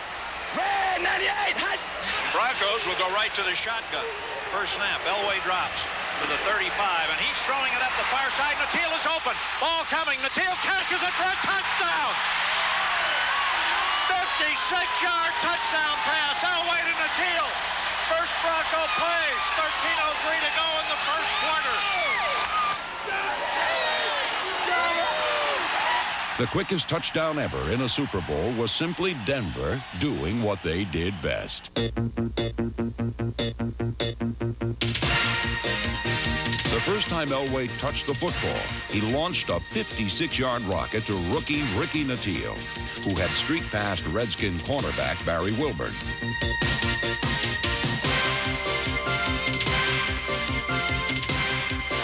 Well, the Redskins are stunned. First horse out of the gate doesn't always win the race.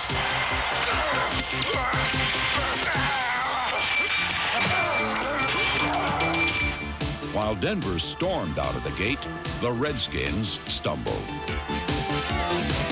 Washington was suffering from an attack of nerves, while John Elway was attacking with nerves of steel.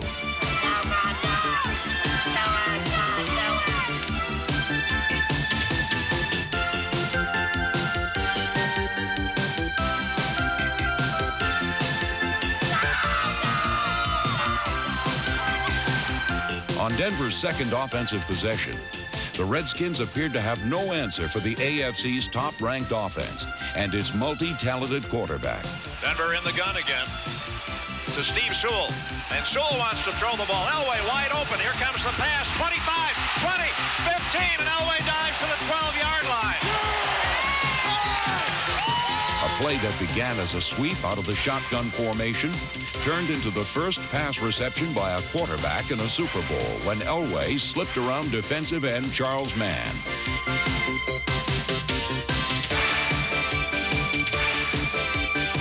With 3rd and 3 at the Redskins' 7-yard line, Denver's head coach Dan Reeves needed a play that would, at the very least, keep the drive alive. In a similar situation, when these same two teams had met a year earlier, Reeves had sent Elway on a quarterback draw. And when Denver successfully blocked out defensive tackle Dave Butts, the Broncos scored a touchdown. In Super Bowl 22, Denver would attempt this same strategy, only this time, the Redskins were ready. Dave Butts, number 65, was involved in a crossing stunt with number 77, Darrell Grant, who slanted into the point of attack. This allowed Butts to have a clear shot at Elway, who was dropped for a loss. Denver settled for a Rich Carlos field goal and what seemed to be a valuable historical edge. No team has won a Super Bowl game after trailing by more than 7 points at any time during the game. Redskins are down 10 here in the first quarter. Kick it off for the third time again. Sanders is deep, and he catches this one inside the 2. Turns, and he's up to the 10. Knocked down at the 17-yard line and loses the football. Big pile up and around the 15-yard line. Who's got it? Though Denver believed they had the ball, after a frantic scramble, the officials ruled that Redskins linebacker Raven Caldwell had dug it out of the mob. Unfortunately for Dan Reeves, The replay only showed that the fumble had been caused by a punishing hit by Ken Bell, number 35. Once the ball was on the ground, several players had a shot at it. But when it disappeared beneath the pile, the replay was inconclusive, and the ball was awarded to Washington. Many would later argue that this play was the turning point of Super Bowl 22. But while Denver was denied an important opportunity, their defense never allowed the Redskins to cross midfield on their next two possessions.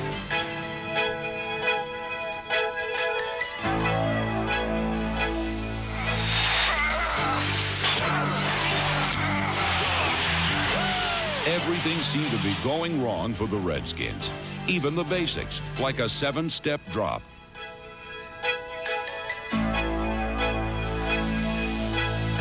Late in the first quarter, Doug Williams slipped and twisted his left knee. Williams was ruled down before the apparent fumble. But when he tried to walk back to the huddle, he collapsed. It appeared as though it couldn't get any worse for the Redskins until Williams' replacement, Jay Schrader, number 10, was immediately sacked by Carl Mecklenburg. Denver dominated the first quarter 10-0, and there was nothing to indicate that the Broncos were riding into the Super Bowl's biggest ambush ever. In a far-off land, after years of study, the Great White Ninja Goodbye, everyone! is coming home. You're going with him. No, please. Now, two brave warriors are putting the mortal back in combat. Go back! Chris Farley. So sorry. Beverly Hills Ninja. Can you manage without me? I will try. Rated PG-13. Opens everywhere tomorrow. If children are a blessing, then grandchildren are truly a gift. They renew our hope, they recapture our youth. And as grandparents, you want to give them something in return. So perhaps you should consider giving your grandchildren life insurance from State Farm. It's a personal and flexible gift that you can add to as they grow, to help give them financial security for many years to come. Let your State Farm agent help you ensure that their days will be as bright as they made yours. As the second quarter began, quarterback Doug Williams had tested out his sore left knee and was ready to return to the lineup. Even more encouraging was the fact that Denver's offense had finally started to stall. After completing 3 out of his first 4 passes, Elway completed only 1 out of his next 9. Some were misfires. Others were caused by defensive pressure that allowed the Redskins to regroup. We're going to start making them in a minute now. We'll start making them. Everybody keep your head up. Stand. Washington's first offensive play of the second quarter ignited the most stunning 15 minutes of football in NFL history. The Washington Redskins offense is back on the football field, and so is number 17, Doug Williams.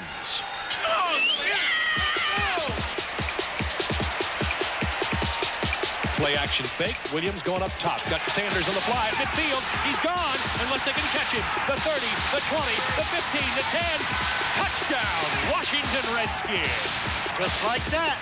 Well, Doug Williams and company light it up, and they're back in this game. Yes, sir. We coming back. We're going to do it. Obviously, they're going to pass. Williams to pass, lobs it up. He's got Clark at the goal line. He's got it. Touchdown, Washington Redskins. The Redskins have arrived. They woke up. He'll hand off to Smith, the deep back. Good hole. Midfield. Horse race to the 40. Far side 35, 30, 25, 20, 15, 10, 5. Touchdown, Washington Redskins. Timmy Smith from 58 yards.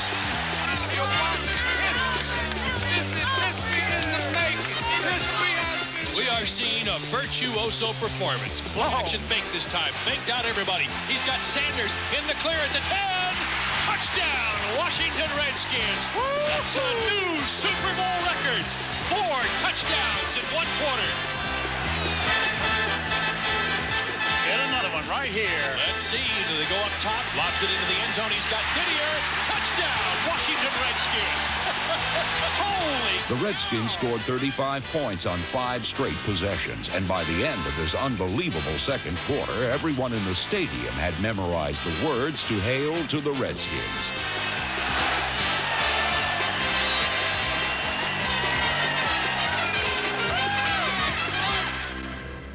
Denver's collapse was as sudden as it was complete. Bronco defensive coordinator Joe Collier's unit had given up 5 touchdowns on only 19 plays from scrimmage and had helped to create a new Super Bowl hero.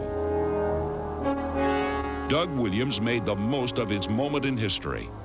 However, number 17 wasn't just the first black quarterback to start in a Super Bowl. For one magnificent quarter, he was the finest quarterback ever to play the game.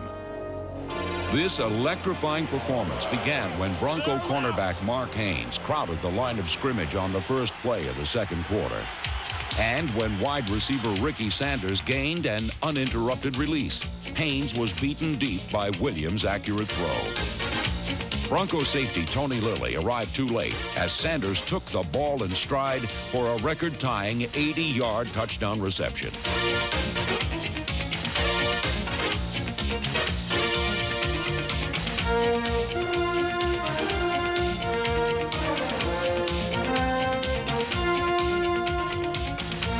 The Redskins needed only 5 plays on their second possession to take the lead, 14-10. Gary Clark's diving catch shocked the Broncos and put Washington ahead, 14-10. But this jolt was nothing compared to the second play of Washington's next offensive series.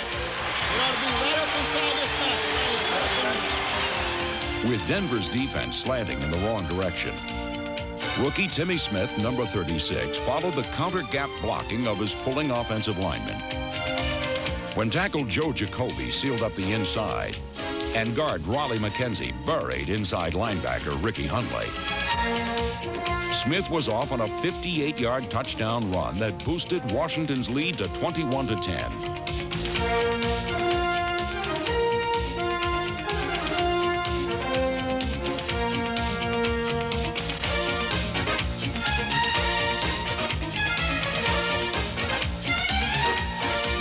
Used very little during his 1987 rookie season, Smith had never started an NFL game prior to Super Bowl 22.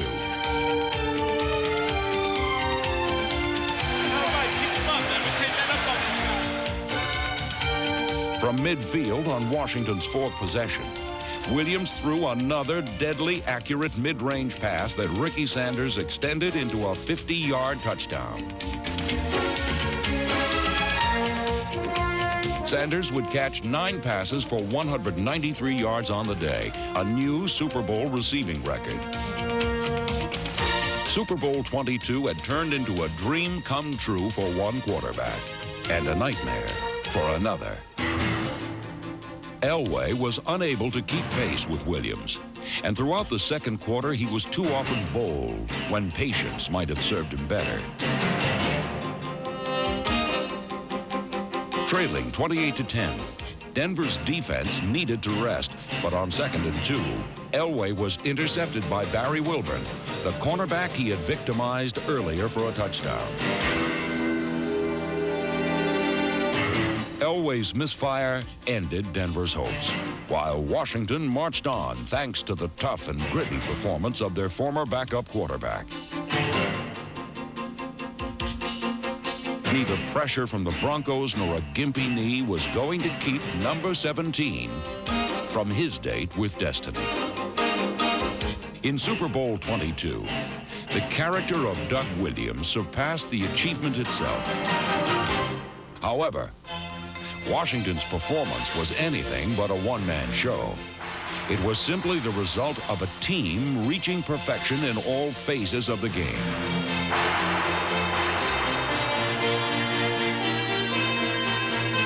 Following Wilburn's interception, the Redskins drove 79 yards in 1 minute and 10 seconds. When Williams found tight end Clint Didier, Washington scored their 5th straight touchdown. In the second quarter of Super Bowl 22, The Washington Redskins established postseason records with 35 points and 356 yards of offense in one period. Amazingly, this Super Sunday ambush had taken the total time of possession of 5 minutes, 54 seconds. Jesse, you're next. I'm all yours. Save it for the stage, Romeo. Carol always gives it to me straight. Lucky you.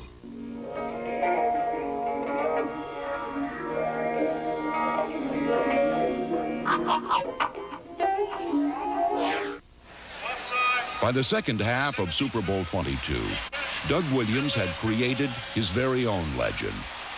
He's a new Namath. He's the most valuable player, too, isn't he? That's what really counts. It would take a magical effort equal to that of the Redskins' second quarter in order for Denver to get back into the game. However, not even a magician like John Elway could make the 25-point deficit and Washington's punishing defense disappear.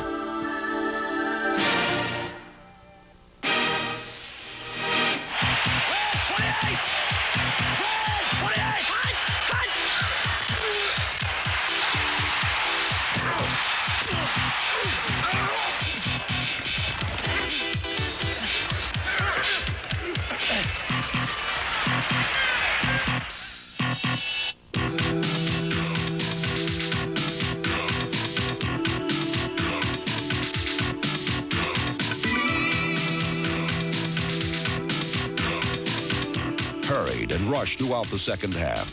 John Elway didn't panic, and he didn't freeze. He simply couldn't do what he had to do to be effective. The Redskins' defense wouldn't allow it.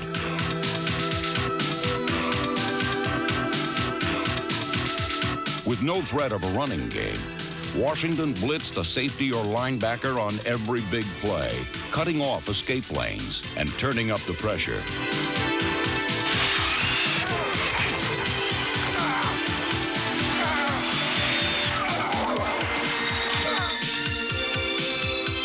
Elway was sacked 5 times and constantly hurried.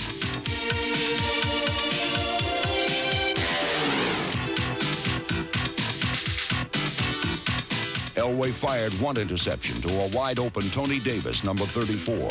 2 more to Barry Wilburn, number 45. And when Denver managed to gain only 2 yards in the third quarter, the competitive phase of Super Bowl 22 ended. Ladies and gentlemen, the orange has been squeezed.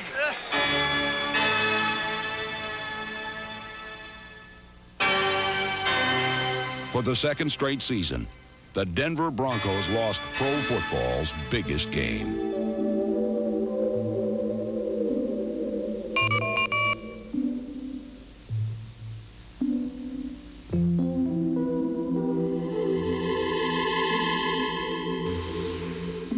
Once again, they were forced to watch someone else live out their dream.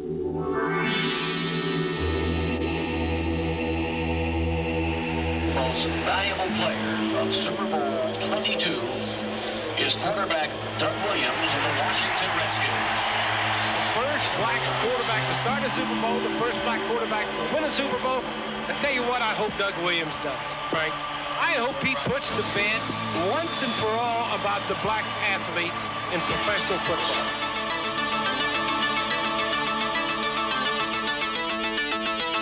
For Doug Williams, the Washington Redskins, and their fans, this triumphant story would be punctuated by another record-shattering performance. I'd hand that ball to Timmy Smith, see what he can do with it again. Here goes Timmy Smith on the left side. Good blocks, 40, 35, 30. Breaks it outside to the 20. He's to the 15 and pulled down at the 11. Holy cow, say the Broncos. Who is that kid? Running back Timmy Smith, number 36, had been a surprise starter that Joe Gibbs hoped would give the Redskins some outside speed.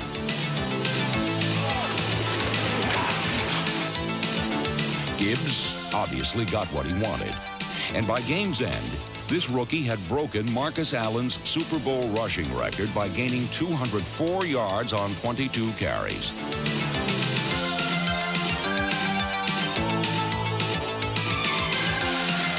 Here comes Timmy Smith up the middle. Touchdown, Washington Redskins. Oh, Timmy. Fittingly, Timmy Smith closed out the scoring as the Washington Redskins convincingly won the greatest prize pro football has to offer.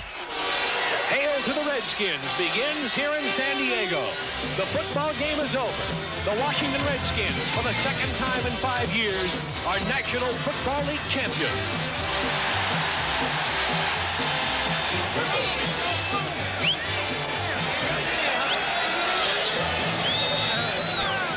In Super Bowl 22, the Washington Redskins discovered a winning formula by mixing tradition with a dash of the unexpected.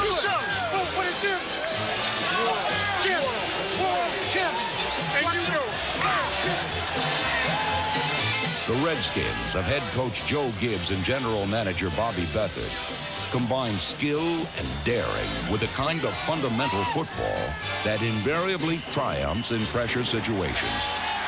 It was a record-breaking performance by a determined group of men who ambushed the favored Denver Broncos 42-10 and earned the right to be called world champions.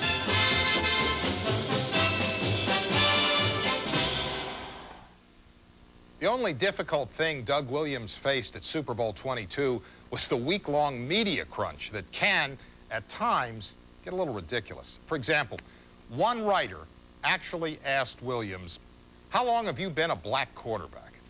Well, to this day, no one really knows what Williams' response was, but sadly, his days as an NFL quarterback did not last long after Super Bowl 22. He was out of the game by 1989. So, too, was running back Timmy Smith. Both Smith and Williams hold high places of honor in the Super Bowl record book, and their achievements are testimony to Joe Gibbs' greatness. In Super Bowl 26, Gibbs came back with another anonymous group, including quarterback Mark Rippon, and came away with another overwhelming victory. Joe Gibbs retired as one of only 3 head coaches with at least 3 Super Bowl victories. But it was this one, Super Bowl 22, that was his masterpiece.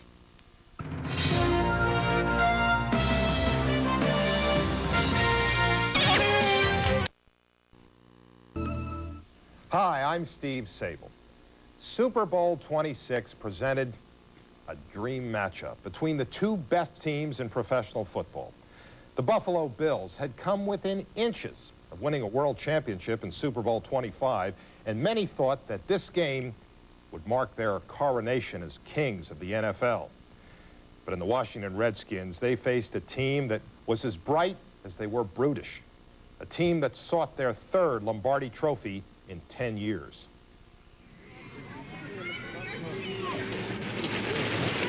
B-U-F-F-A-L-O! Put it all together and you got a Buffalo! B-U-F-F-A-L-O! Bill! Hail to the Redskins! Hail victory! Brave on the one hand! Fight for all BC!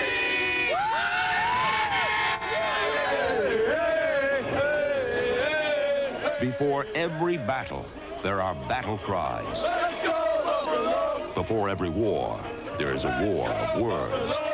And before Super Bowl 26 ever began, there was sound and fury that, alas, signified nothing. 4 quarters. 1, 2, 3, 4 quarters. We're going to pump it up, baby. We're going to make history today. This is for real. We got no game tomorrow, Steve. What's up with that? Who we playing tomorrow? Nobody. This is it. 6 minutes. This is it. Show them something never seen. All I got to say. Big talk has never won the Super Bowl. World champions need steel nerves and steely eyes, a steady hand and a firm grip. Some teams measure up to the size of the challenge, while others seem dwarfed by the enormity of the prize. Show, baby! And right, go. Long way, baby. This Despite the clash of styles, there was little argument that the Washington Redskins and the Buffalo Bills were the two best teams in pro football.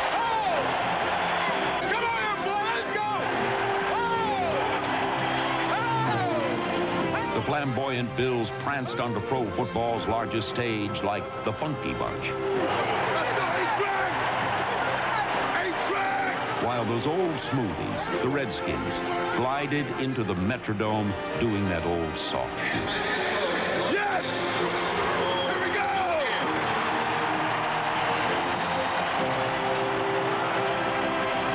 Two vastly different teams vied for a championship. Only one could win.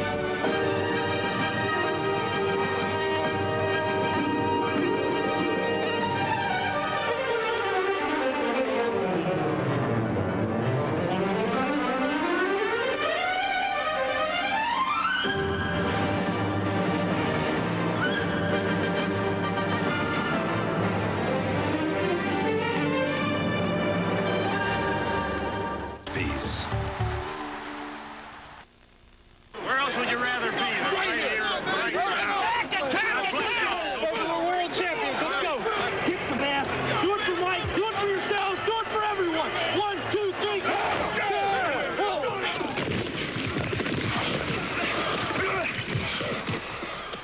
In the first quarter, the Redskins marched downfield behind the hands and legs of number 81, Art Monk, their ancient but ageless wide receiver.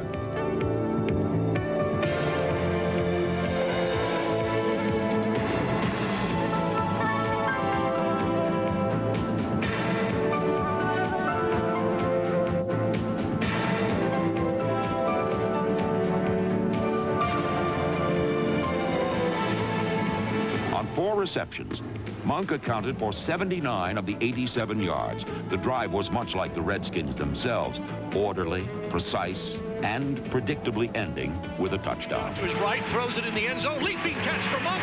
Touchdown, Washington Redskins. They've drawn first blood in Super Bowl 26. Got too many weapons. Too many weapons. I think I'm going down to the locker room, guys. Uh-oh, he's saying it's over.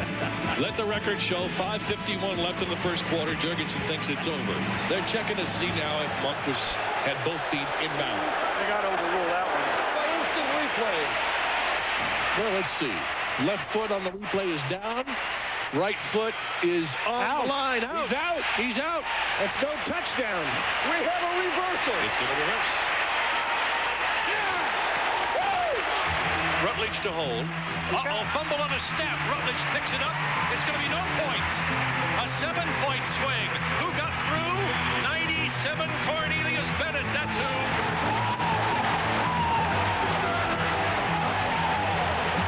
Order turned into chaos as the botched field goal triggered turnovers on the next 2 possessions. Here's an interception. It's 27. Brad Edwards back at the 30. He's returns it to the 20, to the 15, to the 17-yard line. Big turnover. Hey, defense got to get the ball and give it back to him. We got to get the ball back to him, man. Okay, Sonny, do you hit him quick here or do you run it? There's a rush on him. Get him! Known for being the ultimate closers, the best finishers in the game, the Washington Redskins saw 2 certain scoring opportunities wasted. And even worse, they had allowed the floundering Bills to stagger back into the game.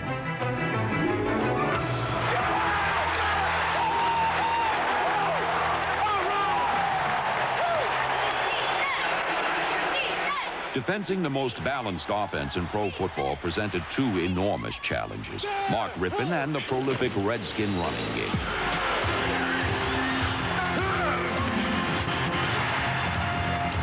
The hard-hitting Bills limited the Redskins to 60 yards rushing in the first half. Suck up, baby!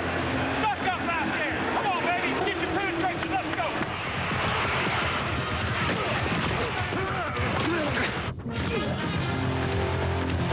In a season when Mark Rippon was sacked only 9 times and was often barely breathed on, the active Bill defense hit him early and often. I think they hurt him. He's stunned. He is stunned. He really got hit. I mean, those linebackers took him apart. Boy, he really got drilled. Look at him. He's hurt. You can see it.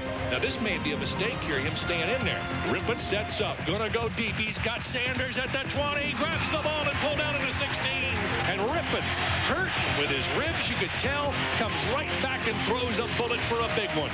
Who wasn't one to take him out for a couple of plays? What, his left arm's dangling down to his ankles? Leave him in there. He throws with the right. Mark Rippon was rattle-proof. And just as easily as he shrugged off the Bills' attempts to shake him, his teammates shook off their early jitters. Don't let him in! Don't let him in! Let's go! Let's go! Clark and Monk stack here on the near side in lightning formation. Rippon back to pass on a quick shot. Throws it in the near flat to Biner at the 5. Dives for the corner. Touchdown, Washington Redskins. When you come up on those hitches, try to punch under the arm and make that ball come out of it. Because you don't know where you're coming up at. Good solid tackle and punch under the arm and make that ball come out. Come on, O-line! Keep working, O-line! The frantic Bills, who own the top-rated offense in pro football, trailed 10-0 early in the second quarter. But the primary weapons in their high-tech attack, quarterback Jim Kelly and running back Thurman Thomas, were stuck.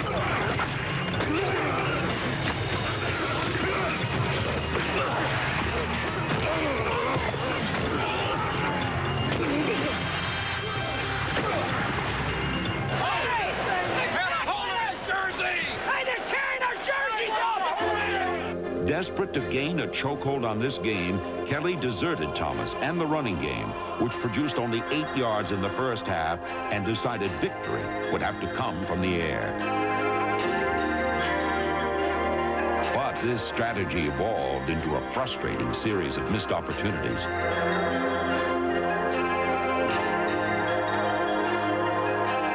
First downs slipped away, and touchdowns slid through their fingers.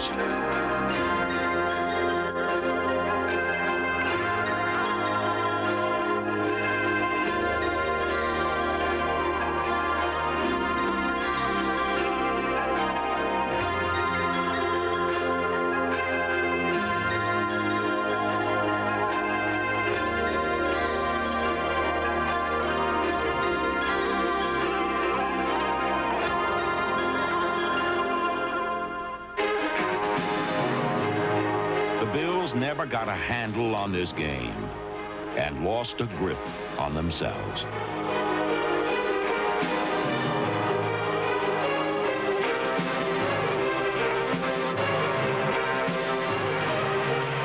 Unsportsmanlike conduct foul on number 83, offense. When you lose your cool, that's what happens. There goes Kelly. Sets up at the 5. Throwing deep. Got a man there. It's picked off by Darrell Green. Goodbye. Good night, Irene. Good night, Irene. I can't believe Kelly hung that ball up there like that. He's got too much experience for that kind of pass against the Redskins. Sammy's in the playoffs so far. He's thrown 3 touchdown passes. 9 completions in 21 attempts with 2 interceptions added up to a first half bottom line filled with red ink, when the true colors of Super Bowl 26 were burgundy and gold. The Redskins passed and ran at will and assumed command of the game by the middle of the second period. They would graphically demonstrate their varied attack weapons and showcase the skills that made them the highest scoring team in pro football.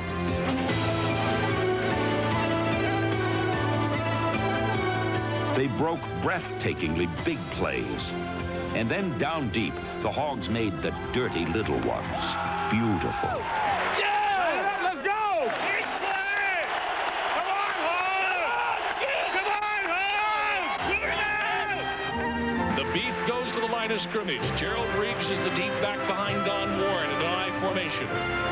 There's the snap. Rippon hands to Riggs over the right side. Touchdown, Washington Redskins. Rippon runs back up the field, sprints up on his fists. He is excited. Donnie Warren with a key block, and Riggs takes it over.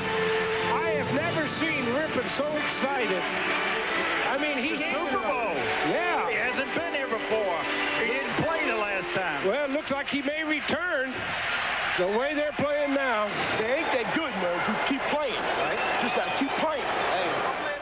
The Bills kept their bravado, but trailing 17-0, it was hard to keep a brave face.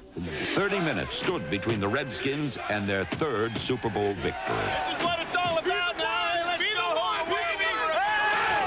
The hand signal for run is this. That's the hand signal for run.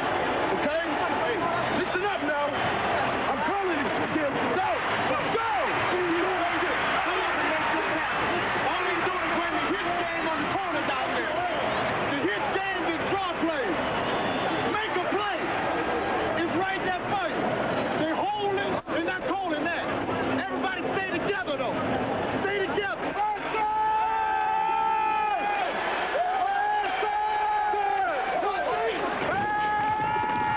Kelly to pass, blitzed up the middle, has to dump it off, picked off, intercepted at the 25, to the 20, to the 15. It's Gadea to the 5, almost to the end zone.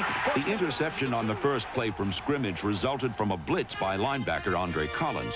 It was the brainchild of assistant coach Larry Peccatello, who dreamt it up on the bus on the way to the game.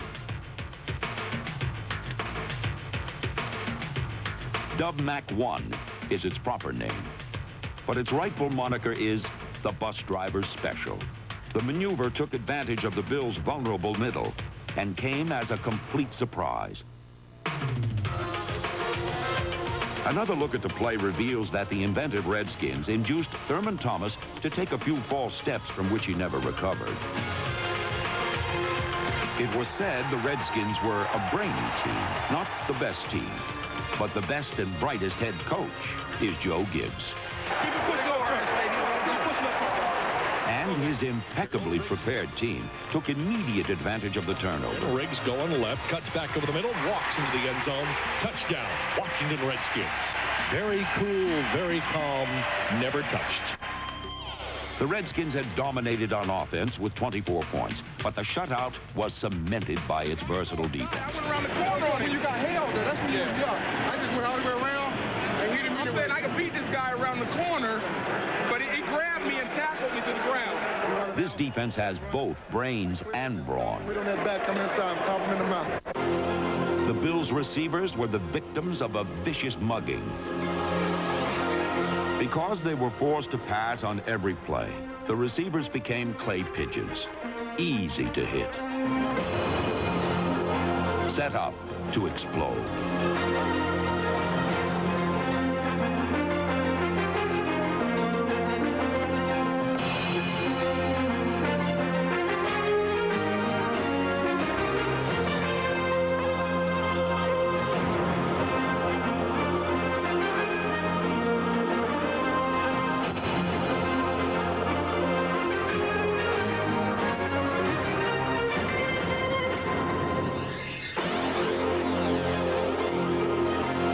The Bills played gamely, but they could not plug all the leaks. When one was filled, another sprang up, and Jim Kelly was sacked 5 times.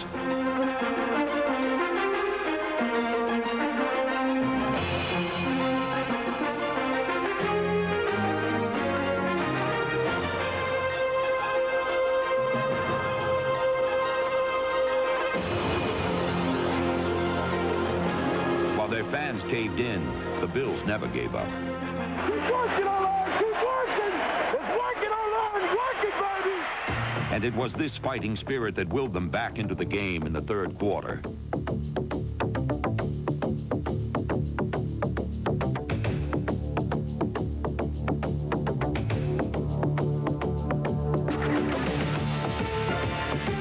The Bills converted Don Beebe's 43-yard reception into a modest 3 points, and then made the game competitive on a short touchdown by Thurman Thomas. I think they're going to run it, guys. Let's see, it is 3rd down and goal, and here is Thurman Thomas in for the touchdown. Running off left tackle, the Bills have scored. It is 24-9. And the Bills have come back with 10 unanswered points after trailing 24-0. Boy, does that first touchdown of the third quarter look huge now. This country has always had a place in her heart for anyone with the guts to strap on a helmet, take on the odds, and stick it to the man. The Winter X Games, presented by Nike.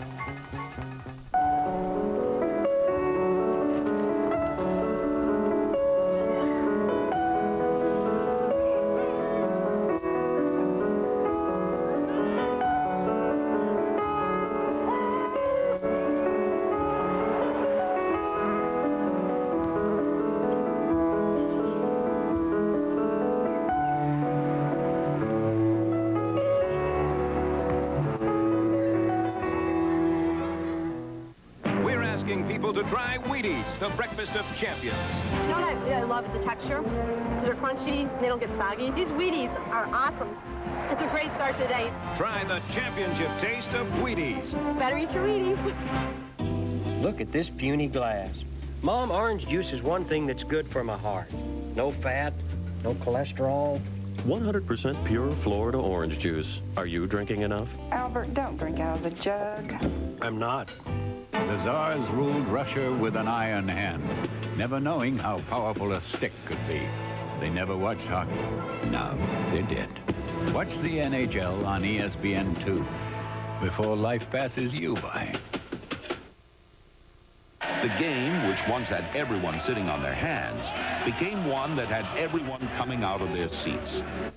With 6 minutes remaining in the third quarter, the dramatic focus of Super Bowl 26 shifted sharply to the Redskins. Their once insurmountable lead had been reduced to 24-10, and the 80 yards that Mark Rippon had to navigate for a touchdown appeared like 80 miles.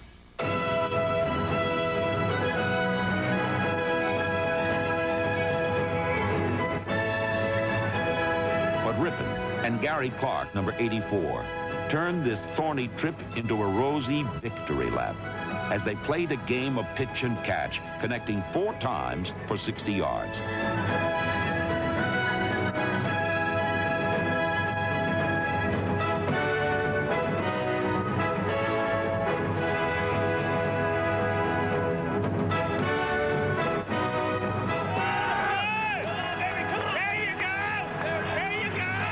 Converted 2 crucial third downs on the drive. The second coming on a play that is called Scram Right Touchdown. Tremendous pass again by Mark Rippon right into letters. Well, it's third down 10. Rippon 16 for 28, 245 yards. Back he goes. Good protection again. Going deep. He's got Clark in the end zone. Touchdown, Washington Redskins. Clark almost made a fair catch. He was so open. 30-yard touchdown pass. Rippon has struck gold. Too many weapons.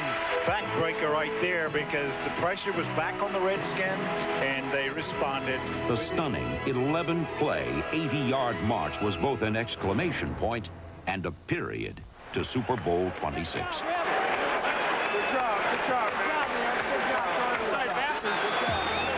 The opportunistic Redskin defense helped sweeten the 34-10 lead. A fumble and an interception were converted into field goals in the fourth quarter. Gonna go deep, airing it out. Mayhew's out there and got a better shot at it. Ball tipped in the air and grabbed. It's Brad Edwards at the 32. He's back to the 40. He's to midfield to the Buffalo 40. Comes to the near side 35 and goes down at the 34.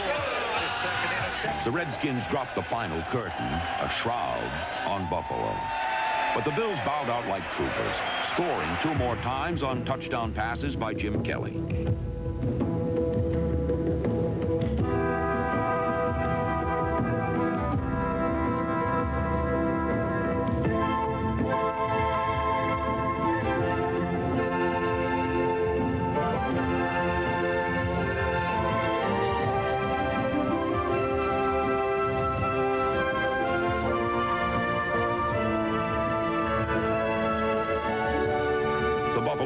Played gallantly, but fruitlessly, and expended every last bit of emotion and energy. The Washington Redskins had won Super Bowl 26, 37-24. With almost 300 yards passing and 2 touchdowns, Mark Rippon, the most valuable player, reaped all the rewards. I'm going to Disney World. I'm coming with you. Rippon's trip to the Magic Kingdom should also include a stop at Hog Heaven, the place where his dreams came true. Hog Heaven is not located in rarefied air, but rests on the ground floor and formed the sturdy base for victory. Knowing a frontal assault would be suicidal, the Bills' light but maneuverable front 7 tried to outwit and outflank the massive Redskin offensive line by shifting, stunting, and exchanging assignments up to the snap of the ball. But these Hogs were a movable feast, and everywhere a Buffalo Bill went, these piggies were sure to follow.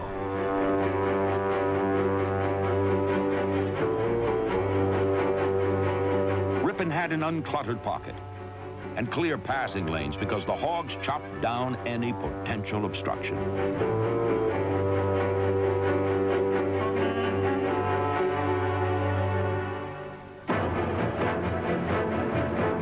Redskin running backs often found their path unimpeded, especially at the goal line.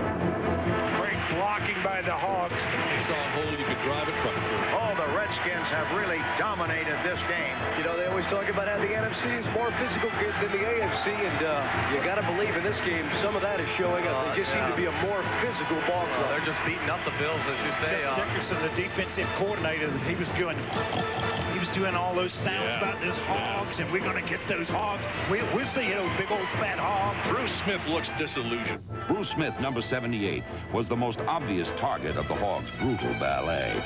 Playing on only one good leg, the injured All-Pro was like a man caught going the wrong way through a revolving door.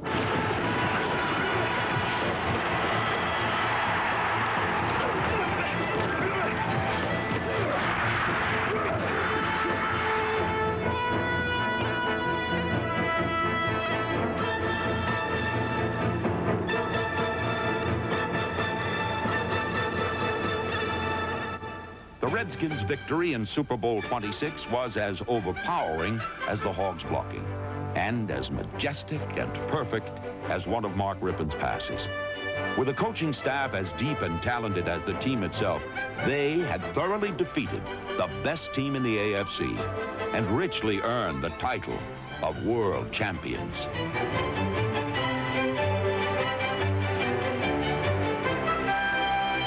The final gun sounds. Super Bowl 26 is over.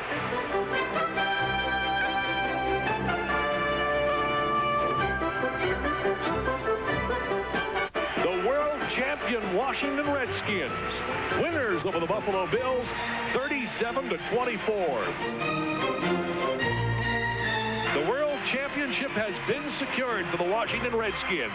Picked to win it all before the season even began, they have fulfilled the promise.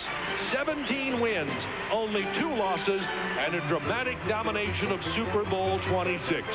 World champions.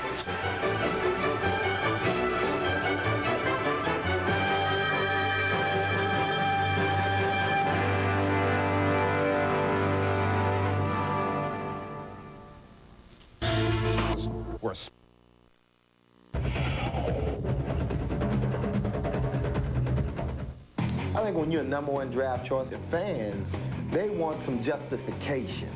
Why did you draft this little bitty guy from Texas A&I, and all of a sudden, the Dallas Cowboy game, he catch Tony Dorsett? People just forgot about everything else and say, we love this guy.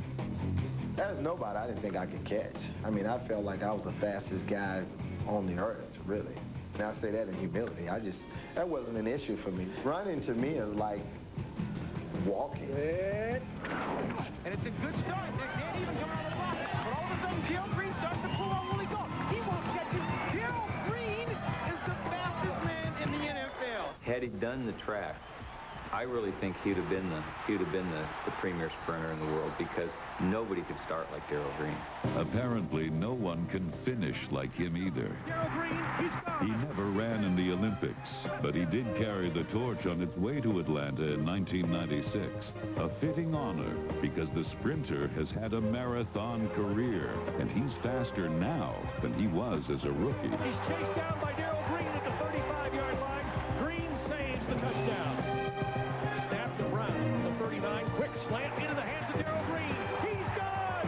Touchdown, Washington Redskins. The little guy just blistered that sideline. He burnt the grass. You knew when he caught it, it was like a jet. Yeah. His body doesn't seem to age. He's out there at his age running with 23, 24, 25-year-olds, and on a daily basis, he's got more bounce, he's got more enthusiasm, he's got more life in him. I always had that touch of, let's have fun, man. Let's do this thing with the intensity that it takes. Man, let's have a ball while we do it. 2-2-0, buddy. Make you run fast. And sack quarterbacks. And hit passes. pass catchers, and knock down footballs. Actually, hard work turned this track star into a complete quarterback. He ranks second among active players in career interceptions. And he scored on one of the most memorable punt returns in playoff history. He hurdles over a guy, pulls the cartilage off his rib cage. He's running into the end zone holding his ribs. He's gone. Touchdown, Washington Redskins. Darrell Green returns. Darrell Green was, without the flair and all the media stuff, he was Deion Sanders before Deion. And like Deion, Darrell is just so versatile and talented that he doesn't know what to do next. Do I smile? Do I sing? Do I look mean? What do I do? Do I jump? Do I run? Do I hop? If I smile, at least you won't know I'm scared, huh? His fear was fake because the 5'8" Green has never been afraid to stand up to anyone. Darrell Green actually would come into me every now and then and go, I think you're screwing up. He really would. He was that kind of guy. And I'd kind of go, what? But I needed to listen to him because he'd say, hey, we need to do this, this, and this. The little peanut head boy that grew up in Houston, Texas, that nobody ever thought would have done anything. When I went out for football in 11th grade, there are guys specifically, and they know their names, they laughed. They literally laughed, and I know their faces. I can see them right now. He's kind of like that little blue VW he drives all the time. Just a tiny little thing, but it's in tip-top shape, and it runs perfect, and it does everything right, and that's Do-Good. DG, I call him Do-Good. Do-Good has been doing just that, on and off the field, since 1983. He signed thousands of autographs and made hundreds of charity appearances. But one night a few years back, Do-Good decided he needed to do more. But this particular night was Christmas. Christmas time. These kids didn't have on proper clothing, didn't need diapers changed. The parents smelled like alcohol. Just the whole devastating scene. I'm driving home, man, and just all of a sudden, boom, I just started crying. It was just something just broke in me.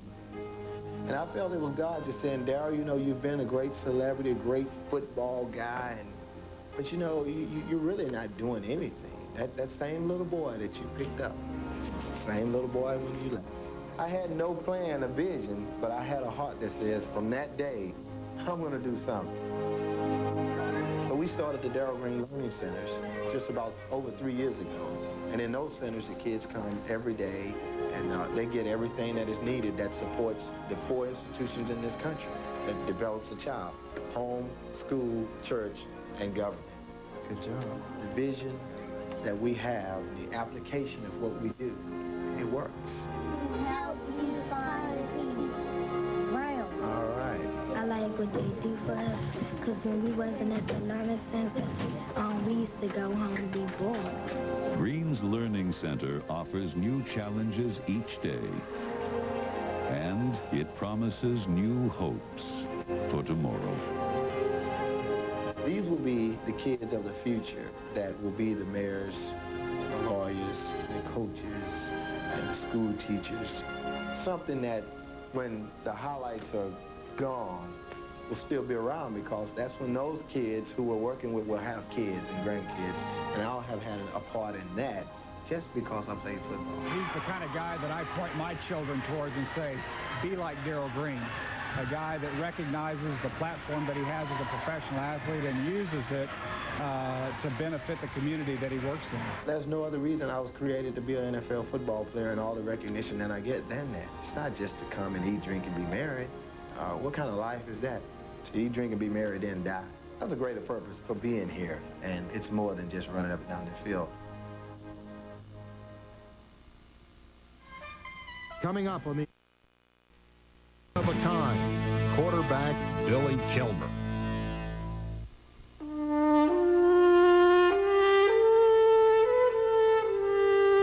In the summer of 1971, the Washington Redskins acquired a forgotten journeyman quarterback named Billy Kilmer. With Sonny Jurgensen firmly established as Washington's starting quarterback, Kilmer's future looked no different than his past. For 10 years, he had known only discouragement, frustration, and misfortune. 10 years before, in 1961, Billy Kilmer, number 17, was a first-round draft choice of the San Francisco 49ers. But his promising debut was cut short when his legs were crushed in a nearly fatal car accident. Doctors told him that he would never play football again. But after a year and a half of determined rehabilitation, Kilmer returned to the 49ers.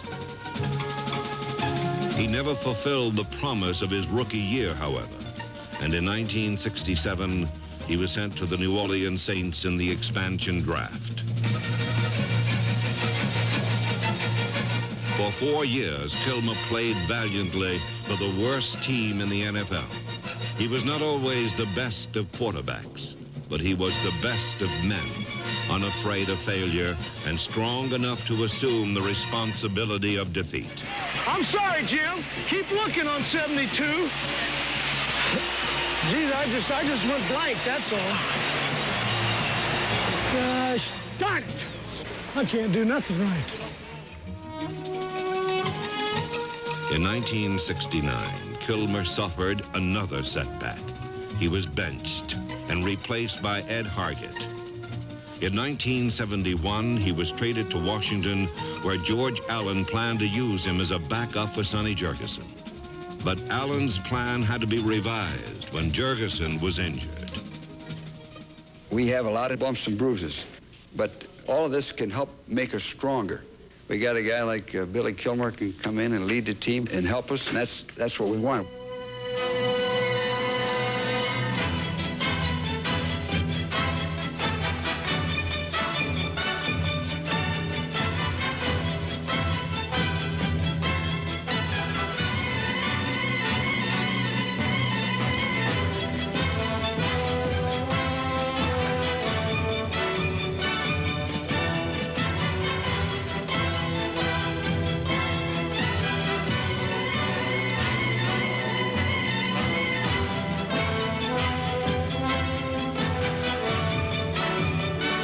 Kilmer had neither the arm nor the easy grace of Sonny Jurgensen, but he had a sense of daring and bravado which he was able to communicate to his coach as well as his teammates. Here's what my policy is usually to go for 3 points. How close are we to a touchdown? About an inch. Is that right? That's all. Yes, sir. We're gonna go for it. Go for it. All of this is guts down here.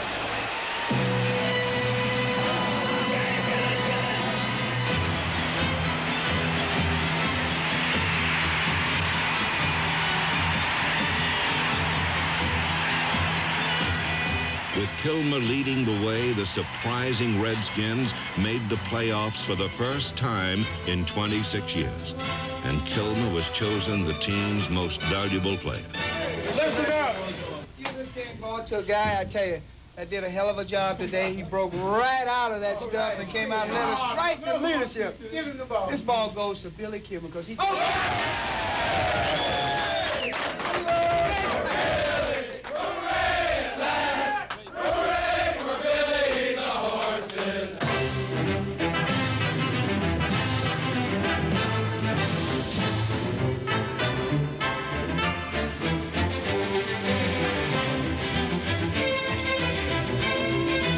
For 6 years, Billy Kilmer directed Washington's offense. 5 times he led the Redskins to the playoffs, and once to the Super Bowl.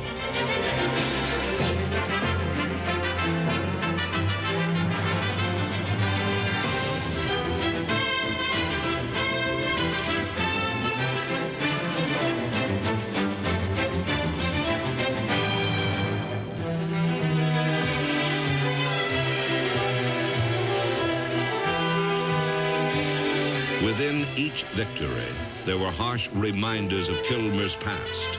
But as always, he eventually conquered both pain and adversity.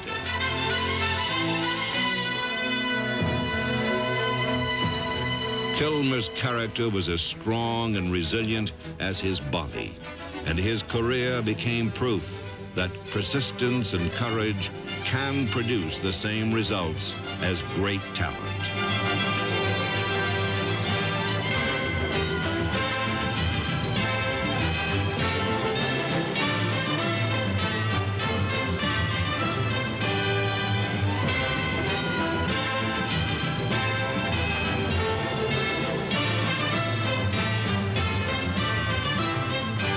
I think the guy that should get the game ball is Bubba Tyer.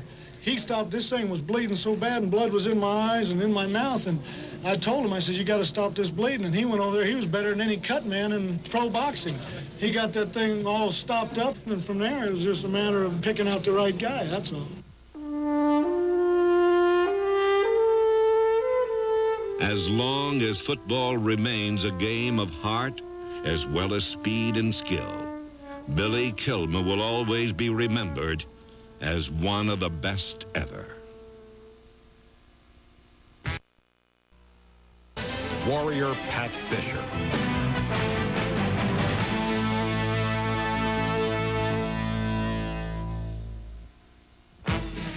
Pat Fisher stood 5 feet 9 and weighed 165 pounds and was as good an acorn as you could find at a time when NFL teams were looking for oaks. The Cardinals drafted him out of Nebraska in 1961, and after a brief tryout as a receiver, number 37 became their left cornerback, a position he owned for 7 years.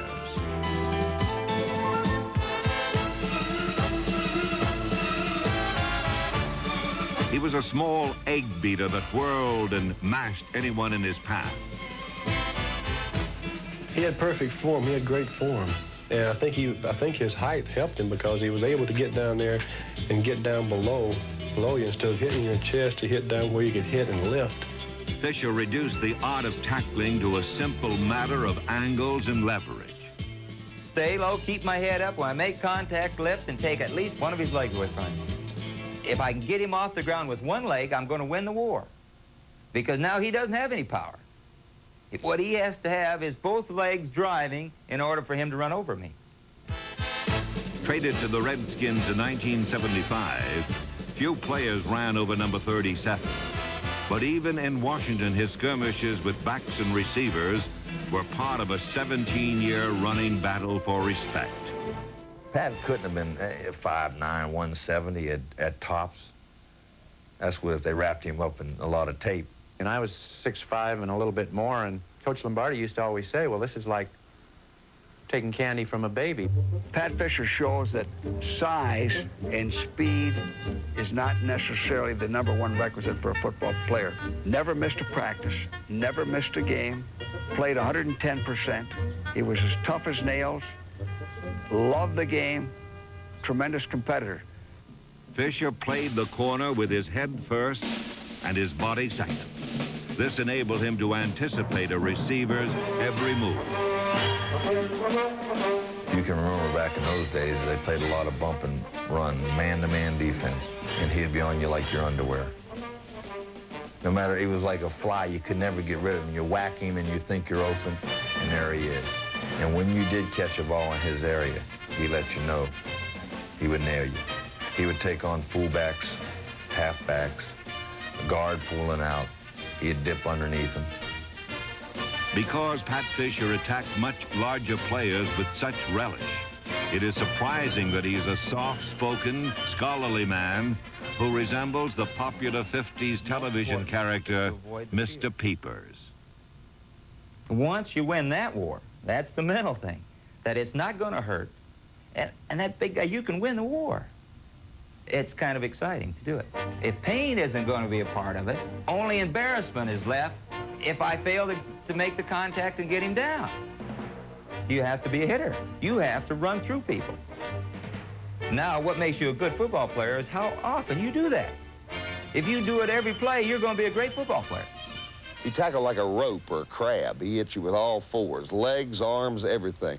And without exception, he hurt you every time he tackled you. He'd catch a high pass from him, and he'd jump on your back and get his fingers in your eyes and claw you to death. That first game was a pretty good experience for me because, you know, I got out there and he started talking to me, and he intimidated me, threatened me.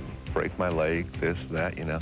He was probably the one guy that I've ever played against in professional football where when you came off the line of scrimmage, you had to know where he was at. Fisher was fearless and tenacious. Many players have these qualities, but few could shape it into such a frightening and unrelenting force. From whistle to gun, he beat on, agitated, outwitted, and intimidated receivers. He was the pepper in the Redskins stew. Distraction is the key to why you want to intimidate. Make them think about you. Make them know and realize that if they do catch the ball, they're going to have to pay the penalty for it. And over a period of time, the war will be won by the guy that's more aggressive. Fisher's most famous duels were fought with the Eagles' Harold Carmichael, number 17, and Oak, who outsized the Acorn by 50 pounds and 11 inches.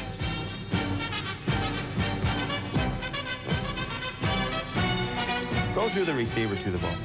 And in that case, with Harold Carmichael, it was always proved to be a valuable instrument. Go through him to the ball. Go through him to the ball. If you want to run inside, you may catch it, and you may get the first down, but I'm going to have to hit you. I'm going to have to punish you for doing it. And that's the rule.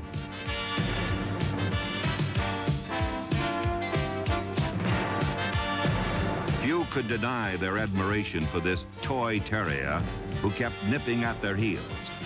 His peers respected Fisher for his spirit and spunk and realized that few players had mined the ore of their talent so completely. Pat Fisher was not that fast, not that big, but he had a heart, loved the game, smart football player. Should be an all-pro, should be in the Hall of Fame someday.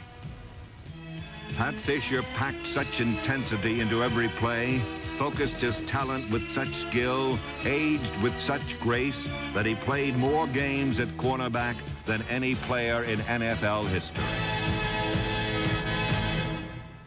He was an ace player. Prime-time performers. Careers in the heart of New York City at the NFL Draft.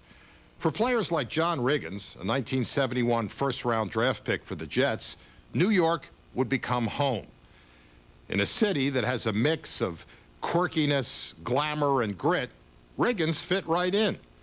He finished his Hall of Fame career in Washington. But for 5 seasons, Riggo had a New York state of mind. In 1971, a Kansas farm boy named John Riggins arrived in New York and made an immediate impression. The first thing we kind of noticed about John was that he was able to grow an afro. Here's this guy coming out of Kansas, a white guy. So all of a sudden, I mean, he's a soul brother, and guys are kind of playing with him in a little different light. Riggins had the look. The question was, did he have the game? Were you very confident that you were going to make it in the NFL? I was kind of ignorant of the NFL. So I didn't know of all the first-round draft choices over the years who'd made it and hadn't made it. I remember Bob Ferguson, the big fullback from Ohio State, was a guy that didn't quite catch on. I'm figuring, you know, I'm going to be a Bob Ferguson. At 6'2" and 230 pounds, Riggins was bigger and better than Bob Ferguson.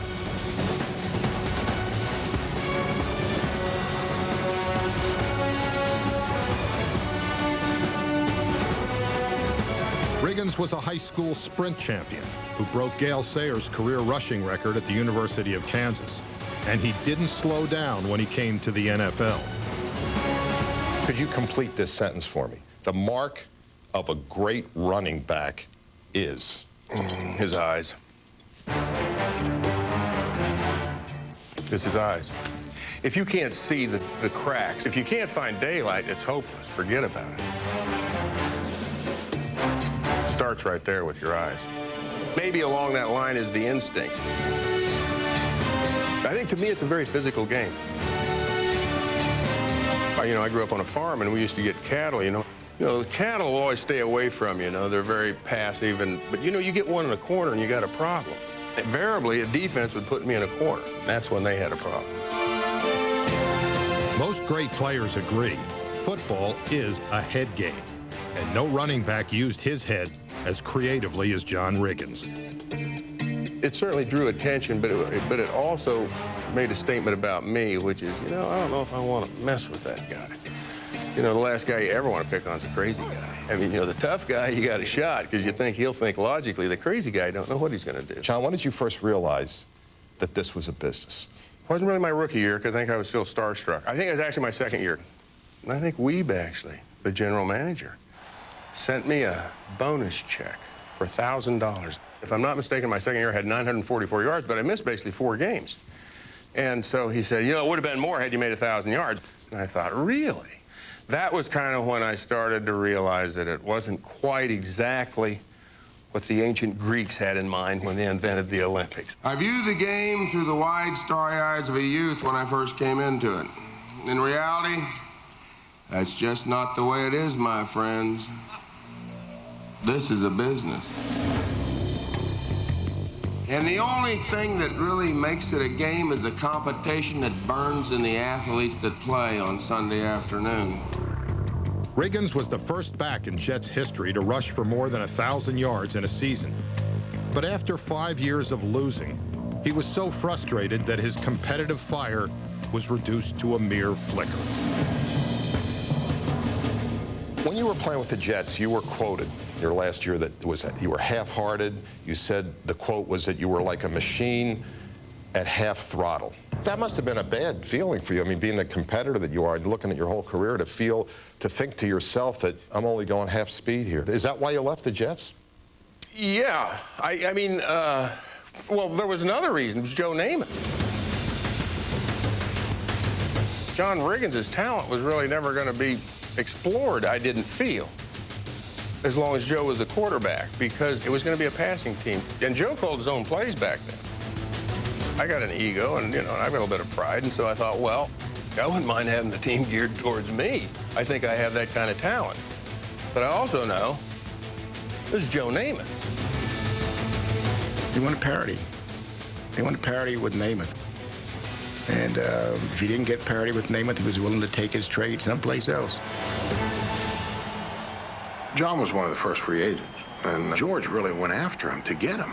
But once he got him, he used him as a blocking back, One time, John went to George and said, "Hey, George, why don't you just put a 60 number on me? You get the ball 4 or 5. Sometimes you only get it a couple times a game." I think George wanted a little quicker scat back. He was not quite sure what was going through Riggins' mind. I don't think he trusted him. Riggins was unhappy playing for George Allen, and things only got worse when Jack Pardee took over as head coach 2 years later. So, in July 1980, Riggins made a stunning announcement. He was quitting pro football at age 30. I have resigned my position of fullback effective 1:00 p.m. Sunday, July 27, 1980.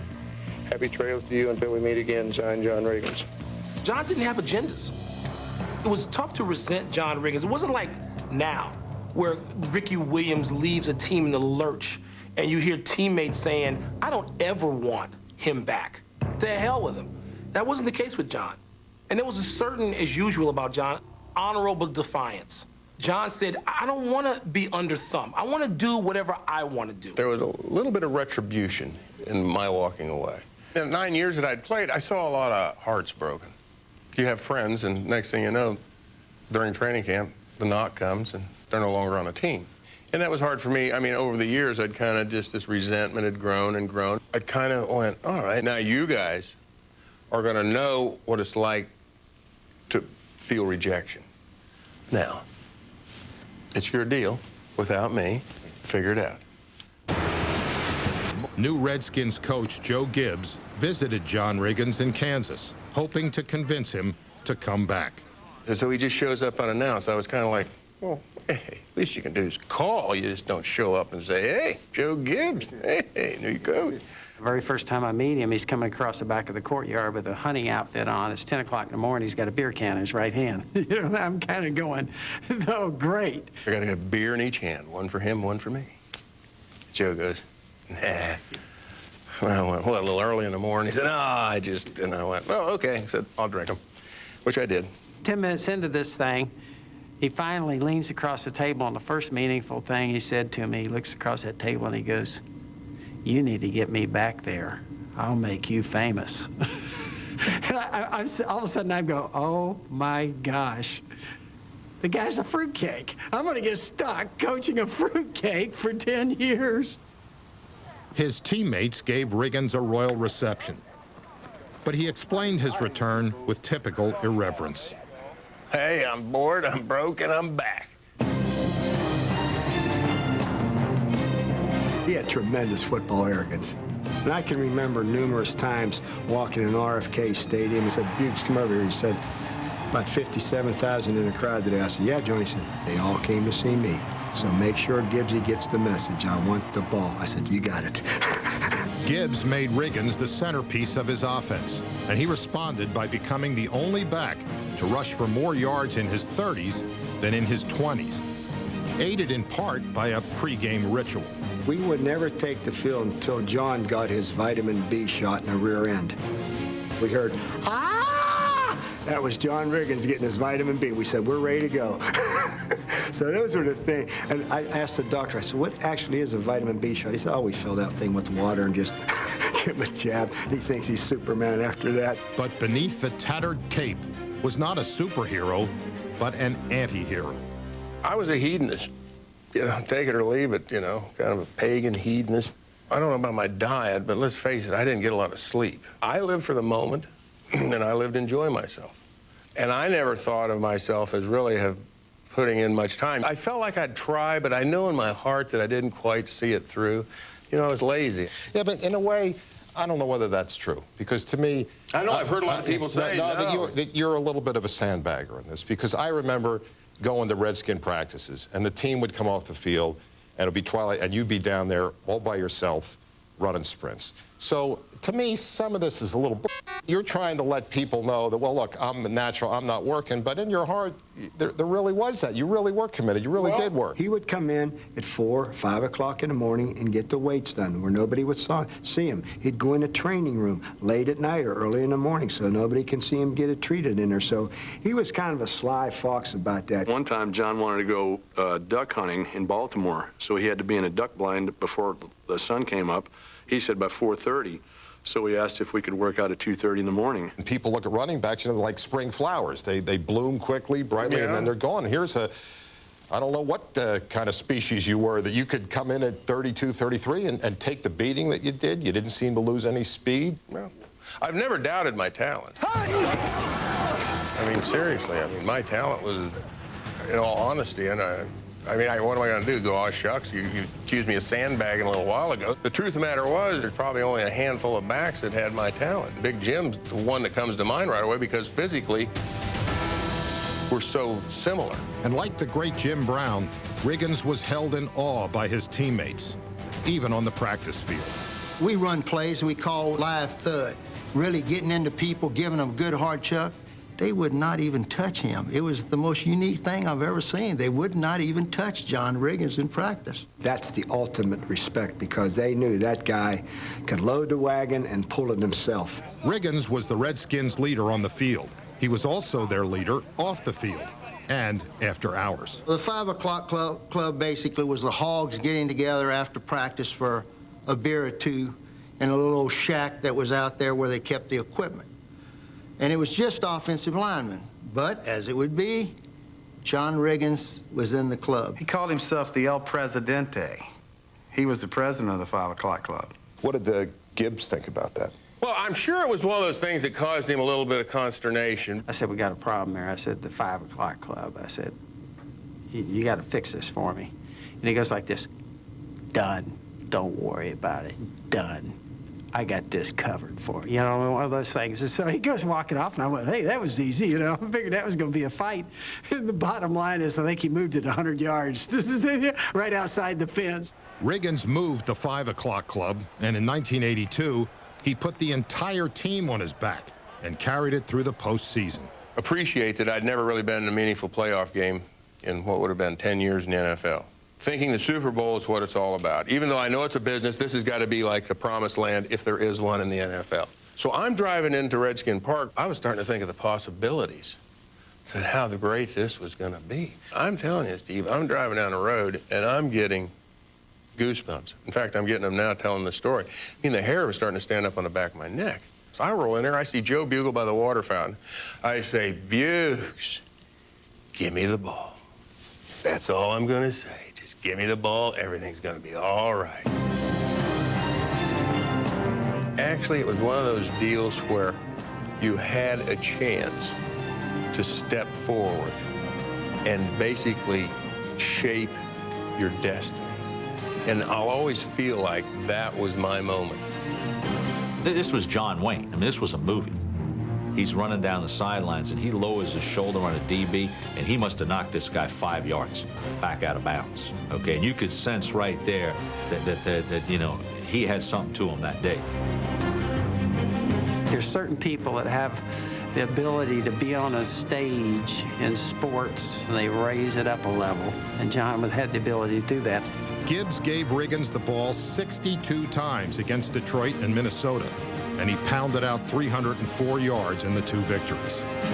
Not everybody has an opportunity to see a Hall of Famer execute at his highest level, and I think that's what we saw in that stretch. He knew that these guys were counting on him, and he relished the fact that they did. This is what he thrived on. This was his stage. In the NFC Championship game, Riggins carried the ball 36 times and battered the Dallas defense for 140 yards and 2 touchdowns. For John Riggins, the athlete, maybe for John Riggins, the man, that's my favorite story of all of it. I mean, beating Dallas to go to the Super Bowl, that was a very defining moment, knowing that we were going. When you won the Super Bowl, it was more of a numbing, stunning moment. There's the snap, hand to Riggins. Good hold. He's got the first down to the 40. He's gone. The 35, the 30. He's gone. Touchdown, Washington Redskins. We picked one play in Redskin history. It's the one play I got on my wall. John signed it for me. I was fortunate enough. At least I think it's his signature. It better be. It was the signature play for Riggins, who set a Super Bowl record with 38 carries for 166 yards. You said something earlier I want to get back to about the Super Bowl. You used an interesting word, numbing? It was emotionally numbing. I was by far the last guy to leave that day. Stands are completely empty. You got all the cups, and you got a few of the workers that are pushing the brooms and cleaning the place out. And I look up, and I see the scoreboard, and it says Redskins 27, Dolphins 17. And in that moment, I went, I'm a world champion. Coming up, BP, John Riggins was the toast of Washington.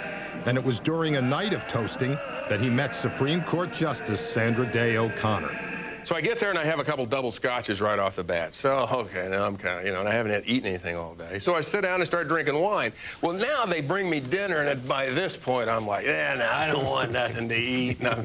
Justice O'Connor had indicated early on that, she was going to have to leave. She couldn't stay for the whole party, and I think that she was getting ready to go. You know, basically, it was said in the sense as you would somebody that was your house, and you're having fun, and you're assuming they're having fun. You go, hey, Sandy, baby, loosen up, you know, Sandy, baby. You know, it's like, stick around, come on, we'll have some more fun or whatever. Then I got up to go over to talk to her husband, John. All I know, you know, like an 18-wheeler on the interstate, I jackknifed somewhere over behind his chair, and I guess he was sitting with Mrs. John Glenn, and, you know, she couldn't get out of her chair because this 18-wheeler was jackknifed there. So that's the story that I recall. Because he was different, because he was colorful, he never fit the convention of Washington. And that's difficult because here is the most ridiculously conventional place in America. And people don't like folks who color outside the lines. And Riggins lived outside the lines. And yet, because it was natural, and it was truly who he was, and it wasn't an act, people loved him. They also loved Riggins for what he did between the lines. In '83, he set a league record with 24 touchdowns. He was coughing up blood in the NFC title game, but he still scored twice to beat the 49ers.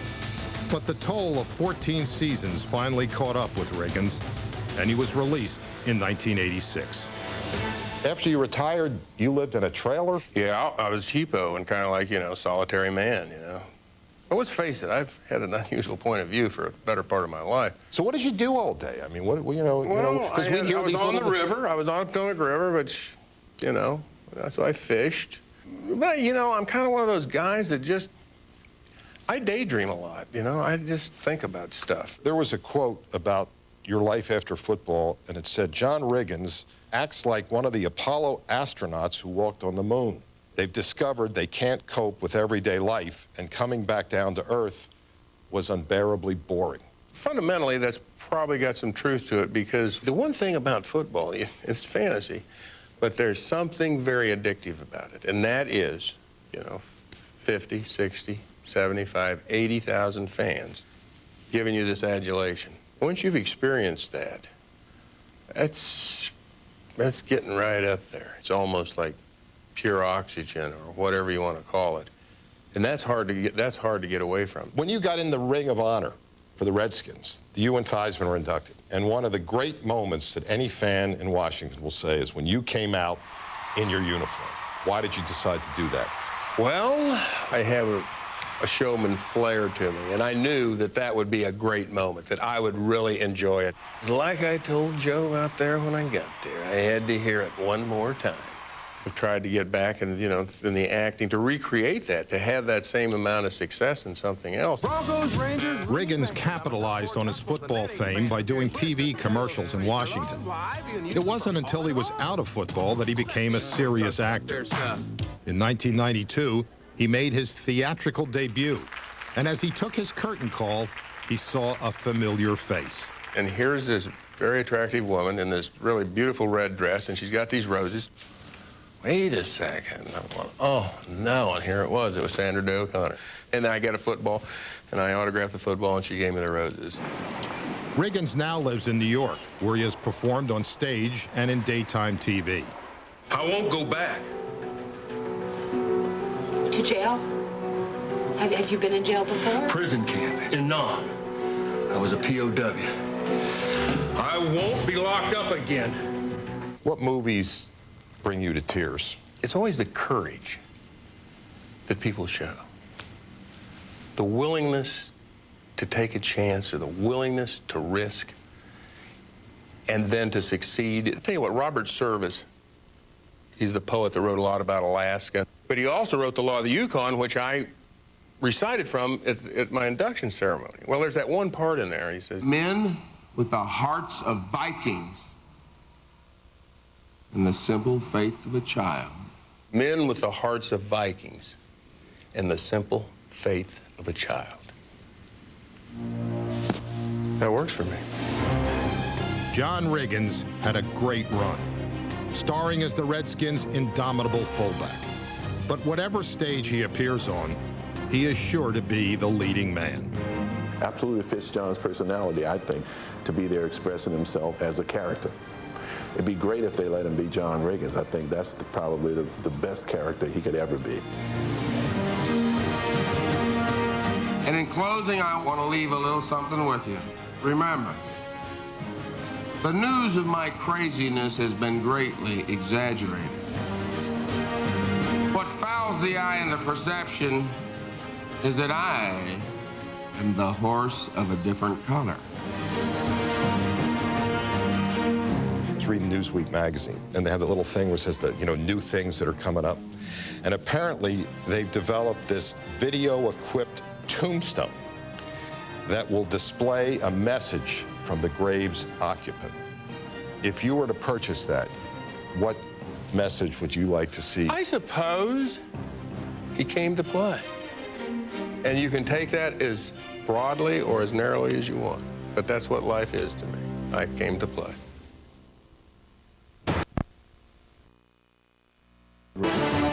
Welcome back.